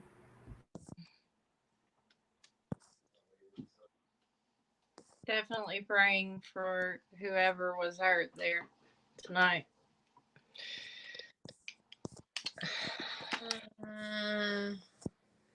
Sasha was asking, was our world always this fake? Sasha, it's been going on for a while, Sasha. Go look up the Fabian Socialists in the 1800s. Their coat of arms is literally a wolf in sheep clothing. And there's a globe and it's red like molten lava. And it talks about heating the world up to mold it to its heart's desire. I don't know how much deeper you can get like that if you want to put it into reality. When you create that war, those crises, all this division and everything, you create that chaos and you heat up the world. And then they also have a hammer next to it so they can beat the world into their heart's desire shape. I'm not saying it doesn't go farther back than that, but the current interesting belief system goes, that's a big start of it for the current time we live in. So it's a matter of being able to see through that, see through the veil, see through people that are trying to manipulate you and control things. I think a lot of women that have been abused, men too, anyone that's been very abused in their lives are very familiar with it, because a person that's trying to control you will deflect their accusations of what they're doing onto you. So you'll be accused of sleeping with people when they're sleeping with people. That's how they get away with it. They'll play a lot of mental games. They'll try to disrupt your well-being and put you in a state of crisis 24/7 so you can't get your bearings. I think that's why I've noticed, like, when we were at the People's Convoy, a lot of those women had been through the ringer. And I think that if they hadn't, they wouldn't be at the People's Convoy seeing things for what it was. I feel like people that haven't been through it in a lot of ways are very blessed because they haven't seen that trauma and experienced it. And I don't wish it upon anyone, nor I'm sure Tanya or any other woman that's been through it or guy that's been through it. But it also keeps your eyes covered a little bit because they can make things seem just right where you're comforted by it, but you don't see through it. Like the fear mongering too. You're constantly in a state of chaos. These poor people they don't know which way to go. They don't know which way to turn because their lives have been pretty even keeled for so long. And now the whole world around them is in this craziness. They don't know which way to go or what to do. Well, that's how you control people. So I see it for what it is. At some point, you just become numb to it. And it either pulls you out of it or it draws you further in because you just shut yourself off from everything. So, I don't know. I could go on, but Someone mentioned AI, and I don't know. I mean, I do know what these guys believe, the Scal and these guys believe, but I mean, if you want to get into that, we'll get into it another time. But in reference to just the COVID vaccination, we know the mRNA does change the DNA, and when the DNA is changed, then it can be patented. It goes back many years that they're talking about artificial intelligence. Their goal, even for Agenda 2030, is transhumanism. Am I saying transhumanism? I'll get it out in a minute. So I mean, it's not a secret. They put it on their website. That's what their goal is, and that's what they think is best for the human race. And they're trying to play God, and I'm not okay with that. Yeah, because remember, you're too stupid to make your own decisions to have freedom. And I tell people all the time, the Constitution guarantees our freedom to make stupid decisions. That's the whole point of having our agency. I mean, those are our rights as people, our freedom, our agency, whether you believe it's God-given or it's just natural rights. They're natural rights. They come with you when you're born. Nobody can take those away. No government can dictate those to you. They're there. And you need to remember that. It's not about the government giving you the rights to anything. That was the whole reason why we fought the Revolutionary War. You know? Right now, I feel I was going to try not to bring that up, but because someone asked about it, I was like, eh. But yeah. Found it. Found it. Oh, you found it. I knew you were over there just going at it. This is from the patent website. This is how do you spell that word? Where is I'm that? not the smartest either. Recombinant methods for expressing a functional sweet taste receptor. And it says, and I'll post this for you guys, in preferred embodiments, the expression methods will use HEK293 cells that also stably express G-alpha 15. These methods give rise to heteromeric receptors and compositions containing that are useful in assays for identifying novel sweeteners and sweetness modulators. So there's one thing.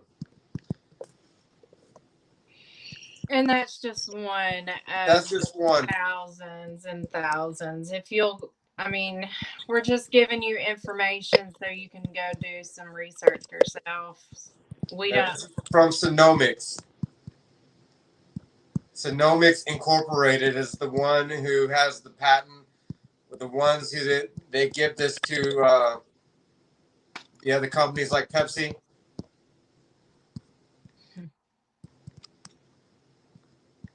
This is not a good use of time. I know. Well, the truth hurts sometimes. It sucks. The generation before us did have it right in a lot of ways. Water and coffee and living off the land. And I don't know if it's sometimes. I think it's all the time they had it right. So, we can talk about the biomedical research later. I think someone asked about that.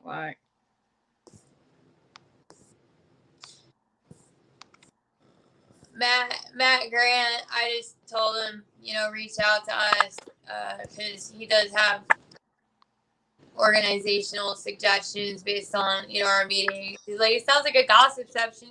Sometimes it turns into that, man.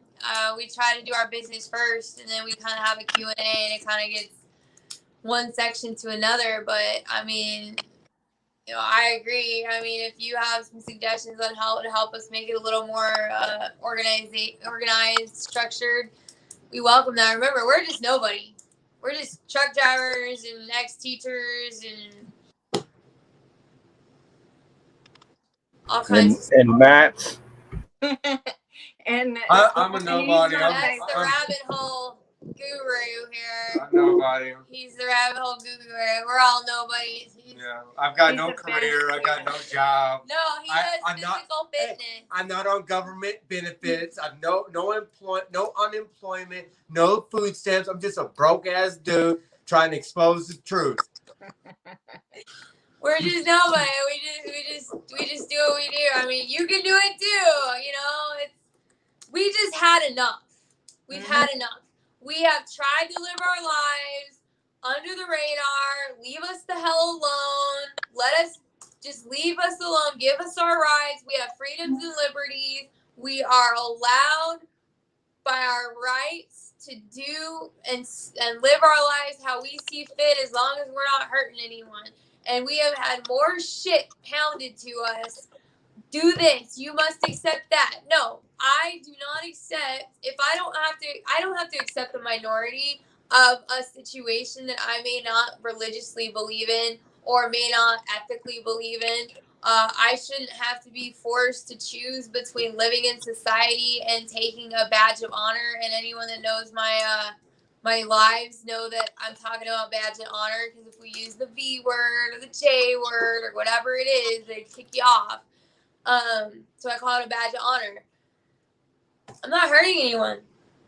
None of us are. And when you tell us that all of a sudden you're going to just infringe on our rights and our beliefs and our ability to live our lives the way we see fit, when we're allowing other people to try and live their lives the way they see fit as well, just let us alone, and you force us to come out and put a stop to it, like, that's it. That's over. Game over. That's where we came. We've had enough. We had enough. The only way we can defeat this is to bring it to the people and educate them, because they have us so busy trying to cling on to what we have left from all this bullshit that people are just inundated in trying to feed their kids, man. And so we're trying to bring this information to the forefront and make it easier for people to access it and obtain it. And that way they can research it and make the decisions for themselves and move in the way that they feel coordinated to move in that's right. And we're so confident, we're pretty sure y'all are going to be on the same page, whether we, our little bits of disagreements or beliefs or whatever. It's still about the fundamentals of our liberty and freedoms. Yes. That was good ending to this 4-hour and 15-minute live. Yeah, so we're gone. We gotta go sleep. Some of us gotta work in the morning. Good night, guys. Thanks for being here. Bye, y'all. Hey, thank you guys all for real. I appreciate it. Let's get this. Love you guys. We'll be back. Thank you. Love y'all. Hey, bye. Bye.